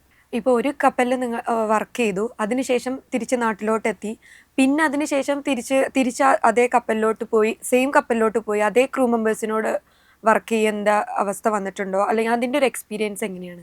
നമ്മൾ സൈൻ ഓൺ ചെയ്യാൻ വേണ്ടിയിട്ട് കപ്പലിലോട്ട് പോകുമ്പോൾ നമ്മൾ തീർച്ചയായിട്ടും നമ്മുടെ വീട്ടിലുള്ളവരെ മിസ് ചെയ്യും. കപ്പലിൽ ചെന്ന് കഴിഞ്ഞാൽ നമുക്ക് ജോലി പിന്നീട് അത് അങ്ങനെ പോകും. കപ്പലിൽ നിന്ന് സൈൻ ഓഫ് ആവുന്ന ഒരു സമയമുണ്ട്. ഈ സൈൻ ഓഫ് ആവുന്ന സമയത്ത് ഇപ്പൊ ഞാൻ പറഞ്ഞിട്ടുണ്ട്, എല്ലാവരും ഞാൻ പറഞ്ഞ എന്റെ വീഡിയോക്കകത്ത് ഇറങ്ങുന്ന കപ്പലിന്റെ ലാസ്റ്റ് ഞാൻ പറഞ്ഞിട്ടുണ്ട്, ഓരോ കപ്പലിനോട് ഉണ്ടാവുന്ന ഒരു അറ്റാച്ച്മെന്റ് ഉണ്ട്. അതൊരു പക്ഷെ എല്ലാവർക്കും ഉണ്ടാകണമെന്നില്ല. അത് എന്തുകൊണ്ട് എനിക്കുണ്ടാവുന്നെന്ന് ചോദിച്ചാൽ, ഈ കപ്പലാണ് എന്നെ ഇവിടെ എത്തിച്ചതും ഞാൻ ഇവിടെ ഇരിക്കുന്നതിനും കാരണം. അപ്പൊ നമ്മുടെ വീടാണത്. 9 മാസം അന്നം തരുന്ന അതാണ് നമ്മുടെ കപ്പല്. അതിനെ സ്നേഹിക്കുക. ഇറങ്ങി ഇങ്ങോട്ട് നമ്മൾ സൈൻ ഓഫ് ചെയ്ത് ഇങ്ങോട്ട് ഇറങ്ങിയിട്ട് ഇതിങ്ങനെ ഈ കപ്പലിനെ കാണുമ്പോൾ ഒരു പടച്ചിലുണ്ട്. അപ്പൊ ഇങ്ങനെ ഇറങ്ങുന്ന സമയത്ത് ഞാൻ ഇങ്ങനെ അതേ നോക്കി കഴിയുമ്പോൾ ഒരു വല്ലാത്ത ഒരു പ്രയാസമാണ്. നമ്മൾ ആ ഒരു ഏരിയ വിട്ടു പോകുന്നിടം വരെ സംഭവം ജീവനില്ലാത്തൊരു ഇതാണെങ്കിൽ പോലും ശരിക്കും അതിന് ജീവൻ ഉണ്ടെന്ന് മനസ്സിലായില്ലേ? അത് പറഞ്ഞറിയിക്കാൻ പറ്റത്തില്ല. അപ്പൊ ഭയങ്കര ഒരു പ്രയാസം തോന്നും. ആ നമ്മള് ബോട്ടിലാണെങ്കിലും വണ്ടിയിലാണെങ്കിലും നമ്മൾ പോർട്ടിൽ നിന്ന് ഇറങ്ങി ഇങ്ങനെ പോകുമ്പോൾ ഈ കപ്പൽ അവിടെ ഇങ്ങനെ കിടക്കുന്ന കാണാം. അപ്പൊ അങ്ങനെ അതിങ്ങനെ മാറി ഇങ്ങനെ മറഞ്ഞു പോകുന്ന ഒരു സമയത്ത് ഉണ്ടാകുന്ന ഒരു ഇമോഷണൽ ഒരു സംഭവം ഉണ്ട്. അത് എല്ലാവർക്കും ഉണ്ടോ എന്ന് എനിക്കറിയത്തില്ല. എന്നെ സംബന്ധിച്ച് എനിക്ക് എല്ലാം ഭയങ്കര ജീവനാണ് കേട്ടോ കപ്പല്. നമ്മള് വഴക്ക് പറയും, ഈ 10-32 മണിക്കൂറൊക്കെ ഇട്ട് പണി എടുപ്പിക്കുമ്പോൾ ഓർക്കും എന്ത് വയ്യ, എന്ത് ഈ സാമാൻ, ഇത് എന്ത് കാണിക്കുന്നത്, ഇതിലും നല്ലതായിരുന്നു കഴിഞ്ഞ കപ്പല്, അതിലും നല്ലതായിരുന്നു കഴിഞ്ഞ കപ്പൽ എന്നൊക്കെ നമ്മൾ പറയും. പക്ഷെ അതൊന്നും അല്ല. പിന്നെ രണ്ടാമത്തത് ഈ ക്രൂവിന്റെ കാര്യം. അത് ശരിയാണ് കേട്ടോ, ചിലരുമായിട്ട് ഭയങ്കര അറ്റാച്ച്മെന്റ് ഉണ്ടാവും. അപ്പൊ എന്റെ ഏറ്റവും ഒരു ബെസ്റ്റ് ഫ്രണ്ട് എന്ന് പറഞ്ഞാല് ഈ കപ്പലിൽ എനിക്ക് കിട്ടിയത് ഒരാളാണ്. 2018 ഞാൻ ജോലി ചെയ്ത കപ്പലില് എന്നെ പോലെ ഒരു മറ്റൊരു വിഷ്ണു ഉണ്ടായിരുന്നു. അവൻ ശരിക്കും പറഞ്ഞാൽ അവനാണ് അന്നും ഇന്നാണെങ്കിൽ പോലും ഇപ്പോഴാണെങ്കിൽ പോലും അതൊരു വല്ലാത്ത ബോണ്ടാ. അങ്ങനെ കുറെ ആൾക്കാരെ നമുക്ക് കിട്ടിയിട്ടുണ്ട് ഈ കപ്പലിന്റെ സൗഹൃദം എന്ന് പറയുന്നത്. ചിലര് നമ്മൾ കപ്പൽ ഇറങ്ങി സൈൻ ഓഫ് ചെയ്ത് എയർപോർട്ടിൽ വന്ന് ഓക്കെ വീടെത്തിയോ കഴിഞ്ഞു, പിന്നീട് ആരുമായിട്ടും കോണ്ടാക്ട് ഉണ്ടാവത്തില്ല. അതായത് എയർപോർട്ട് വരെയുള്ള ബന്ധങ്ങളെ ഉണ്ടാവുള്ളൂ. ചിലരങ്ങനല്ല, ചിലര് വീണ്ടും ഒരുമിച്ച് കപ്പൽ കയറാൻ ട്രൈ ചെയ്യും. ഞാൻ ഇപ്പൊ ഒരുമിച്ച് ഞങ്ങൾ സൈൻ ഓഫ് ചെയ്ത് ഇറങ്ങി, ഞാൻ 4 മാസം കഴിഞ്ഞിട്ടാ, നീ എപ്പോഴാ കയറുന്ന? 4 മാസം. എന്നാ ഞാനും 4 മാസം കഴിഞ്ഞ് പറയാം എന്നിട്ട് ആ മേഡത്തിനടുത്ത് നമുക്ക് പറയാം, ആ കപ്പൽ എനിക്ക് കൂടെ തരാമോ എന്ന് ഞങ്ങൾ ചോദിച്ചിട്ടുണ്ട്. പലപ്പോഴും ഞങ്ങൾ ചോദിച്ചിട്ടുണ്ട്, പലരുമായിട്ട് ഞങ്ങൾ ചോദിച്ചിട്ടുണ്ട്, ഞങ്ങളെ ഒരുമിച്ച് ആ കപ്പലിൽ വിടാവോ? കാരണം അത്ര അടുപ്പമായിരിക്കും. അല്ലെങ്കിൽ അവരായിരിക്കും ചിലപ്പോൾ ഒരുപക്ഷെ നമ്മളെ സപ്പോർട്ട് ചെയ്യുന്നത്. നമുക്കൊരു പ്രശ്നം ഉണ്ടായാലും ഒരു വിഷമം ഉണ്ടായാലും നമ്മൾ അവരുടെ അടുത്തായിരിക്കും പോരുന്ന കളയാ, ഇതുപോലാണ് സംഭവം, എനിക്ക് പറ്റുന്നില്ല, അല്ലെ ഒരു വീട്ടിൽ ഈ പ്രശ്നം ഇല്ലടാന്ന് പറഞ്ഞ് തോളത്ത് കെട്ടാൻ അവരെ ഉണ്ടാകത്തുള്ളൂ കടലില്. നമുക്ക് ആരുമായിട്ടും ഇല്ല. നമുക്ക് അവിടെ നിന്ന് ഫോൺ വിളിച്ച് എന്റെ സുഹൃത്തുക്കളോടോ എന്റെ വീട്ടുകാരോടോ പറയാൻ പറ്റില്ല. ഒരു പക്ഷെ അവനോടായിരിക്കും ചിലപ്പോൾ പറയുന്നത്. അപ്പൊ ആ ഒരു ബോണ്ട് കപ്പലിലുണ്ട് എല്ലാവരുമായിട്ട്. മലയാളികളാവണമെന്നൊന്നുമില്ല കേട്ടോ, ഏത് നാട്ടുകാരാവണമെന്നില്ല, എല്ലാം അവരുമായിട്ട് ആ ഒരു ബോണ്ട് ഉണ്ടാവും. അതുപോലെ തന്നെ ഞാൻ ഒരുമിച്ച് ജോലി ചെയ്യാൻ ആഗ്രഹിക്കുന്ന ആൾക്കാർ അങ്ങനെ ആഗ്രഹിച്ചിട്ട് ഇപ്പൊ കഴിഞ്ഞ 2 കപ്പൽ അടുപ്പിച്ച് ഞങ്ങൾ 2 പേര് ജോലി ചെയ്തിട്ടുണ്ട്. 2 മലയാളിയാണ്. എന്റെ ബോസായിട്ട് ജോലി ചെയ്ത ആളാണ്. 2 കപ്പൽ. ഇപ്പൊ ആലോചിച്ചോളാം, 18 മാസത്തോളം ഒരുമിച്ച് ജോലി ചെയ്തിട്ട് ഇപ്പൊ ഞങ്ങൾ വീണ്ടും സൈൻ ഓഫ് വന്നിട്ടിരിക്കുക. അപ്പൊ അടുത്ത കപ്പൽ കയറുമ്പോൾ ഞാനും ബോസ് ഒരുമിച്ച് റെഡിനെസ് കൊടുക്കുന്ന രീതി ഇരിക്കുക. കാരണം നമുക്ക് അതുപോലെ സപ്പോർട്ടാ. എന്റെ എല്ലാ കാര്യങ്ങളും അറിയാം. അല്ലെ ആള് കാസർഗോഡ് നിന്ന് ഫാമിലി ആയിട്ട് കല്യാണത്തിന് വന്നിട്ടുണ്ട്. അത്ര ഒരു ഇതാ. അപ്പൊ അവരുടെ കൂടെ തിരിച്ച് ഈ കഴിഞ്ഞ ഒരു ക്രൂവിന്റെ കൂടെ വീണ്ടും കയറണം എന്നൊരു ആഗ്രഹമുണ്ട് മനസ്സിൽ. പക്ഷെ നടക്കത്തില്ലല്ലോ. ഇപ്പൊ ഞാൻ ഇറങ്ങിയ കപ്പലിലേക്ക് എനിക്ക് തിരിച്ചു പോകാൻ പറ്റില്ല. ഞാൻ ഇനി പോകുന്നത് മറ്റൊരു കപ്പലിലായിരിക്കും. മറ്റ് 21-22 പേരുടെ കൂടെ മറ്റൊരു പുതിയ കപ്പലിൽ പുതിയൊരു ലൈഫ്. ഒരു പക്ഷെ ഇപ്പൊ ഈ ഇറങ്ങിയതിൽ ചിലപ്പോ 1-2 പേര് ഒരു പക്ഷെ അതിൽ കണ്ടുമുട്ടാനുള്ള ചാൻസ് ഉണ്ട്. നമുക്കറിയില്ല. അങ്ങനെ കിട്ടിയിട്ടുണ്ട്. ഓക്കെ, ഇപ്പോൾ കല്യാണം കഴിഞ്ഞിട്ട് അധികം ആയിട്ടില്ലല്ലോ, 2 മാസം. അതിന്റെ മുന്നേ വീട്ടിലായാലും വൈഫിനോടായാലും കല്യാണത്തിന്റെ മുന്നേ ആയാലും ജോലിന്റെ കാര്യത്തെ കുറിച്ചിട്ടൊക്കെ സംസാരിച്ചിട്ടുണ്ടാവുമല്ലോ. എൻ്റെ ജോലി അവസ്ഥ എങ്ങനെയാണ്, ലീവ് കാര്യങ്ങളൊക്കെ എങ്ങനെയാണ്. അപ്പോൾ വീട്ടിൽ നിന്ന് അത് വൈഫിന്റെ റെസ്പോൺസ് ഒക്കെ എങ്ങനെയായിരുന്നു? ഇതെന്താണെന്നറിയോ, നമ്മുടെ പാർട്ട്ണർ, അതായത് പ്രത്യേകിച്ച് കപ്പൽ ജോലിയുടെ കാര്യം പറയുന്നത്, മറ്റൊരു ജോലിയെ പോലല്ല. ഈ ഒരു ജോലി എന്താണെന്ന് ശരിക്കും പറഞ്ഞാൽ നമ്മുടെ നാട്ടിലുള്ളവർക്ക് അറിയില്ല. അത് അറിയുന്ന ഒരാൾ നമ്മുടെ കൂടെ ഉണ്ടെങ്കിൽ എന്താണ് ജോലി ചെയ്യുന്നത്, എന്തായിരിക്കും ചെയ്യുന്നത്, ഒരു വാക്ക് പറഞ്ഞാല് ആ വാക്ക് എന്താണെന്ന് ഒറ്റ വാക്കിൽ പറഞ്ഞാലാ ഇതാണ് ജോലി എന്ന് മനസ്സിലാക്കാൻ കഴിയുന്ന ഒരാളാണ് നമ്മുടെ പാർട്ണർ എങ്കിൽ അതാണ് കപ്പൽ ജീവിതത്തിൽ ഒരു കപ്പലുകാരന് കിട്ടാവുന്ന ഏറ്റവും വലിയ ഭാഗ്യം എന്ന് പറഞ്ഞു കഴിഞ്ഞാൽ. ഒരു പ്രശ്നമുണ്ട്, ഒരു ബിസിയാണ്, മറ്റൊരാളാണെങ്കിൽ ഞാൻ വിളിച്ചിട്ട് ഞാൻ ഇന്നടുത്ത് പോവാ, വലിയൊരു എസ്സേ പോലെ നമ്മൾ അതിനെ എക്സ്പ്ലെയിൻ ചെയ്ത് കൊടുത്തെങ്കിലായിരിക്കും മനസ്സിലാക്കുന്നത്.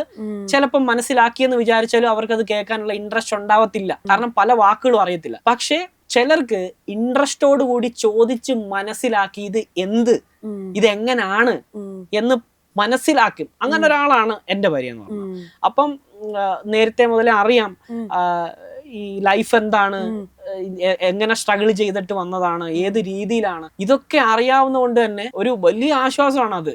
ഒരു കാര്യങ്ങളും പറഞ്ഞു മനസ്സിലാക്കേണ്ട ആവശ്യങ്ങളെ വരുത്തില്ല. അങ്ങനെ കിട്ടുന്നത് ലക്ക് തന്നെയാണ് കേട്ടോ. അതാ ഞാൻ പറഞ്ഞേ. അതിന് മറ്റൊരു വശം എന്ന് പറയുന്നത്, ഞാൻ കപ്പലിൽ കണ്ടിട്ടുള്ള കാര്യങ്ങള്, പ്രശ്നങ്ങൾ എല്ലായിടത്തും ഉണ്ടാവും. മറ്റു ആൾക്കാരെ ഞാൻ കണ്ടിട്ടുണ്ട്, നമ്മളൊക്കെ മുമ്പ് കല്യാണം കഴിഞ്ഞ ആൾക്കാരെയൊക്കെ ഞാൻ കണ്ടിട്ടുണ്ട്. ഭയങ്കര ഡിപ്രഷൻ ആയിരിക്കും ചില സമയങ്ങളിൽ. ജോലി ചെയ്ത് വന്നു കഴിഞ്ഞാൽ ഫേസ് ഒക്കെ കണ്ടു കഴിഞ്ഞാൽ മനസ്സിലാവത്തില്ല. ചിലർ കരഞ്ഞിട്ടുണ്ട് വന്നിരുന്ന്, മരിക്കുന്നതാണ് നല്ലത്, അതുപോലത്തെ ഒരു സിറ്റുവേഷനിലൂടെ കടന്നു പോയിക്കൊണ്ടിരിക്കുന്നത് ഞാൻ കണ്ടിട്ടുണ്ട്. മൊബൈലിന്റെ അകത്ത് വന്ന് കിടക്കുന്ന മെസ്സേജുകൾ നോക്കി കഴിഞ്ഞാൽ നമുക്ക് തന്നെ നമ്മൾ ആലോചിക്കും, ഇവരൊക്കെ മനുഷ്യരാണോ? വീട്ടിലിരിക്കുക, വെറുതെ വീട്ടിലിരുന്നോട്ട് ഈ മൊബൈലിൽ കാണിക്കുന്ന പരിപാടിയാ. അയച്ചു കൂട്ടി വിടുന്ന സാധനങ്ങള് അവിടെ നിന്ന് അത് വായിക്കുമ്പോൾ ഉണ്ടാവുന്ന അവന്റെ ഒരു ഫീൽ ഉണ്ടല്ലോ. മാസങ്ങള് വീടും നാടും ഒന്നും ഇല്ലാണ്ട് ഇരുന്നിട്ട് ജോലി കഴിഞ്ഞ് വന്നിട്ട് ഈ കിട്ടുന്ന നെറ്റിൽ എല്ലാം ലോക്ക് ചെയ്ത് പെട്ടെന്ന് നമ്മൾ വാട്സാപ്പിൽ കയറി നോക്കുന്നതാ എന്താണ് നാട്ടിലെ വിശേഷം എന്നറിയാം. അപ്പൊ ഈ കാണുന്ന മെസ്സേജുകൾ കാണുന്ന അപ്പൊ തന്നെ ചിന്തിച്ചിട്ടുണ്ട് അവനൊക്കെ, എടാ ഞാൻ ജീവിക്കുന്നതിനും ഭേദം മരിക്കുന്നതല്ലേ, എന്തിനാ ഞാൻ ഇങ്ങനെ അനുഭവിക്കുന്നത്. അതാണ് ഏറ്റവും വേഴ്സ്റ്റ് ആയിട്ടുള്ള ഒരു സിറ്റുവേഷൻ കപ്പലുകാരുടെ ലൈഫിൽ. എത്ര സൂയിസൈഡ് ആണെന്നറിയോ ഈ നിമിഷം നടന്നുകൊണ്ടിരിക്കുന്നത്. ഈ ഫാമിലി പ്രോബ്ലംസ് കൊണ്ട് ഉണ്ടായിരിക്കുന്ന പ്രശ്നങ്ങളാണിത്. കാരണം എന്താണെന്നറിയോ, ഈ കപ്പലുകാർ ചെയ്യുന്ന ജോലി എന്താന്ന് ഇവരുടെ വൈഫിന് അറിയില്ല. ഇവർ പറഞ്ഞു കൊടുത്തിട്ടുണ്ടാവാം, ഒരു പക്ഷെ അവരത് മനസ്സിലാക്കിയിട്ടുണ്ടാവില്ല. അവരെ സംബന്ധിച്ച് അതൊരു ജോലി മാത്രമാണ്. പക്ഷെ അവൻ എങ്ങനെ സ്ട്രഗിൾ ചെയ്യുന്നു, എപ്പോ ആഹാരം കഴിക്കുന്നു, എപ്പോ ഉറങ്ങുന്നു, ഇതൊന്നും മനസ്സിലാക്കുന്നുണ്ടാവില്ല. അവരുടെ പ്രശ്നം അവരുടേത് മാത്രമാണ്. എനിക്ക് ഇന്ന് ഇതൊരു പ്രശ്നമുണ്ട്, ഇത് പ്രശ്നമാണ്, എന്നാ നീ കഴിച്ചോ എന്ന് ചോദിക്കില്ല. നിന്റെ ജോലി കഴിഞ്ഞോ എന്ന് അവര് ചോദിക്കുന്നില്ല. അങ്ങനെ കാണാറില്ല. അപ്പൊ എന്ത് പറ്റുന്ന, ഡിപ്രഷനിൽ നിന്ന് ഡിപ്രഷനിലോട്ട് പോവാ. കമ്പനി തന്നെ സൂയിസൈഡിന് ഒരു ബുക്ക്ലെറ്റ് ഇറക്കി ഇപ്പൊ. എന്തിന്? നിങ്ങൾക്ക് എന്ത് പ്രശ്നം ഉണ്ടെങ്കിൽ നിങ്ങൾ നിങ്ങളുടെ ഫ്രണ്ടുമായിട്ട് അത് ഷെയർ ചെയ്യൂ, ക്യാപ്റ്റനുമായിട്ട് ഷെയർ ചെയ്യൂ, അല്ലെങ്കിൽ കമ്പനിയുടെ ടോൾ ഫ്രീ നമ്പർ ഉണ്ട്, ഞങ്ങളുടെ കൗൺസിലിങ്ങിന് വേണ്ടി ഡോക്ടറെ വിളിക്കൂ. ഇത് എന്തിനാണെന്നറിയോ, ഡിപ്രഷൻ കൊണ്ട്, ഇതേപോലെ ഫാമിലി ഇഷ്യൂ കൊണ്ട് സൂയിസൈഡ് ചെയ്യുന്നവരുടെ എണ്ണം കൂടി വരിക കപ്പലിൽ. അപ്പോഴും ഇതെന്തെന്ന് മനസ്സിലാക്കുന്നില്ല. അവരവരുടെ ലൈഫിൽ അവർ എൻജോയ് ചെയ്യാം. അവർക്ക് അമ്മയുണ്ട്, അച്ഛനുണ്ട്, നാടുണ്ട്, വീടുണ്ട്, എല്ലാ കാര്യങ്ങളും ഉണ്ട്. ഇഷ്ടമുള്ള ഫുഡ് കഴിക്കാം, ഇഷ്ടമുള്ള തുണി ഇടാം, മനുഷ്യരെ പോലെ ജീവിക്കാം. അവർക്കൊരു പ്രശ്നം വന്നാൽ ഓടി അവന്റെ വീട്ടിൽ പോകാം, അല്ലെ അവിടെ വീട്ടിൽ പോകാം, ഫ്രണ്ട്സിനോട് ഷെയർ ചെയ്യാം. ഞങ്ങളോ, എനിക്കിഷ്ടമുള്ളൊരു തുണി ഇടാൻ പറ്റില്ല, എനിക്കിഷ്ടമുള്ള ആഹാരം കഴിക്കാൻ പറ്റില്ല, ഞങ്ങൾക്ക് ഇഷ്ടമുള്ള ഒന്നും ഞങ്ങൾക്ക് പറ്റത്തില്ല. ഞങ്ങള് പണിയെടുക്കുന്ന പൈസ അത് വാങ്ങുന്നതോ ചെയ്യുന്നതോ അവരായിരിക്കും. നാട്ടിൽ വരുമ്പോഴാണ് നമുക്ക് മനുഷ്യരെ പോലെ ജീവിക്കാൻ പറ്റുന്നത്. പക്ഷെ ഇതാരും ചിന്തിക്കുന്നില്ല. ഒരു ചെറിയൊരു കുറവുണ്ടായി കഴിഞ്ഞാൽ അതിന് പ്രശ്നങ്ങൾ മാത്രമേ ഉണ്ടാവുള്ളൂ. ഇതാണ് കപ്പൽ ജീവിതത്തിൽ എൻ്റെ സീനിയറായിട്ടുള്ള ആൾക്കാരിലോട്ടും ഞാൻ ഇത്രയും വർഷം കണ്ട എൻ്റെ കൂട്ടുകാരുടെ പേഴ്സണൽ ലൈഫിൽ നിന്നും എനിക്ക് കണ്ടിരിക്കുന്നത്. ഇവരാരും മനസ്സിലാക്കിയിട്ടല്ല. അങ്ങനൊരു ജീവിതം ഒരു ഫ്ലോപ്പാണ് അങ്ങനെ ഉള്ളവര്. പക്ഷെ നേരെ തിരിച്ച് ഞാൻ പറഞ്ഞല്ലോ, ഇതെന്തെന്നറിയുന്ന ഒരാള്, ഒരു പ്രശ്നം, ചിലപ്പോൾ എല്ലാവർക്കും പ്രശ്നമുണ്ട്, ഒരു പ്രശ്നമുണ്ട്, ഇപ്പൊ മനസ്സിലാവും ഞാൻ ഏത് സിറ്റുവേഷനിലായിരിക്കും നിൽക്കുന്നത്. ചിലപ്പോൾ മിണ്ടത്തില്ല, എന്താ സ്ട്രഗിൾ ചെയ്യുവാണെന്ന് മനസ്സിലാവും. ചിലപ്പോൾ നമ്മൾ ഓക്കെ ആയിട്ടായിരിക്കും, സിം കാർഡ് കിട്ടി കരയിൽ വന്നു കഴിയുമ്പോഴായിരിക്കും ചിലപ്പോൾ ഇങ്ങനെ ഒരു ഇഷ്യൂ ഉണ്ട് എന്ന് പറയുന്നത്. കാരണം എന്താണെന്നറിയോ, മനഃപൂർവ്വം നമ്മളിൽ നിന്ന് ഹൈഡ് ചെയ്ത് വെക്കുന്നതാ. ഈ കിട്ടുന്ന ചെറിയ സമയത്ത് ചെറിയ നെറ്റിൽ ഇത് പറഞ്ഞ് ടെൻഷൻ എടുപ്പിക്കാതെ അതിനെ വിശദീകരിച്ച് നമുക്കത് പറഞ്ഞു തരണമെങ്കിൽ സിം കാർഡ് വേണം. അപ്പൊ കരയെത്തുന്നിടം വരെ വെയിറ്റ് ചെയ്തിട്ടായിരിക്കും ചിലപ്പം ഇതുപോലൊരു ഇഷ്യൂ ഉണ്ടെന്ന് പറയുന്നത്. അതൊരു ഭാഗ്യമല്ലേ. അങ്ങനെ ഒരു ലൈഫ് കിട്ടുന്ന കപ്പലുകാരെ സംബന്ധിച്ച് അവർ ഭയങ്കര ലക്കിയാ, സുഖമാ. പിന്നെ നമുക്ക് പ്രശ്നമില്ല, നമ്മുടെ വീട്ടിൽ എന്ത് പ്രശ്നം ഉണ്ടെങ്കിലും അവർ മാനേജ് ചെയ്തോളും എന്നുള്ളൊരു കോൺഫിഡൻസ് നമുക്കുണ്ടെങ്കിൽ പിന്നെ നമ്മൾ എന്തിനാ ടെൻഷൻ അടിക്കുക. നമ്മുടെ പകുതി ആശ്വാസമായി അവിടെ. നമ്മൾ നമ്മുടെ പണിയെടുക്കുക, അവരുടെ കാര്യങ്ങൾ നോക്കി നമ്മൾ നമ്മുടെ പണിയെടുക്കുക. അവരുടെ ജോലി അവർ ഭംഗിയായിട്ട് ഇവിടെ ചെയ്യുന്നുണ്ടെങ്കിൽ, സ്ട്രെസ് ഇല്ലെങ്കിൽ സുഖമായിട്ടുള്ള ജീവിതമാണ്. അപ്പോൾ 200K ഫോളോവേഴ്സ് ആയി, സിൽവർ പ്ലേ ബട്ടൺ കിട്ടി. അപ്പോൾ ഇനിയും ഒരുപാട് വീഡിയോസ് വരട്ടെ. നമ്മളെല്ലാവരും വെയിറ്റിങ്ങിലാണ്. അപ്പോൾ ഒരുപാട് ആശംസകൾ. ചാനൽ ഇനി ഒരുപാട് വളരട്ടെ. Okay, thank you so much.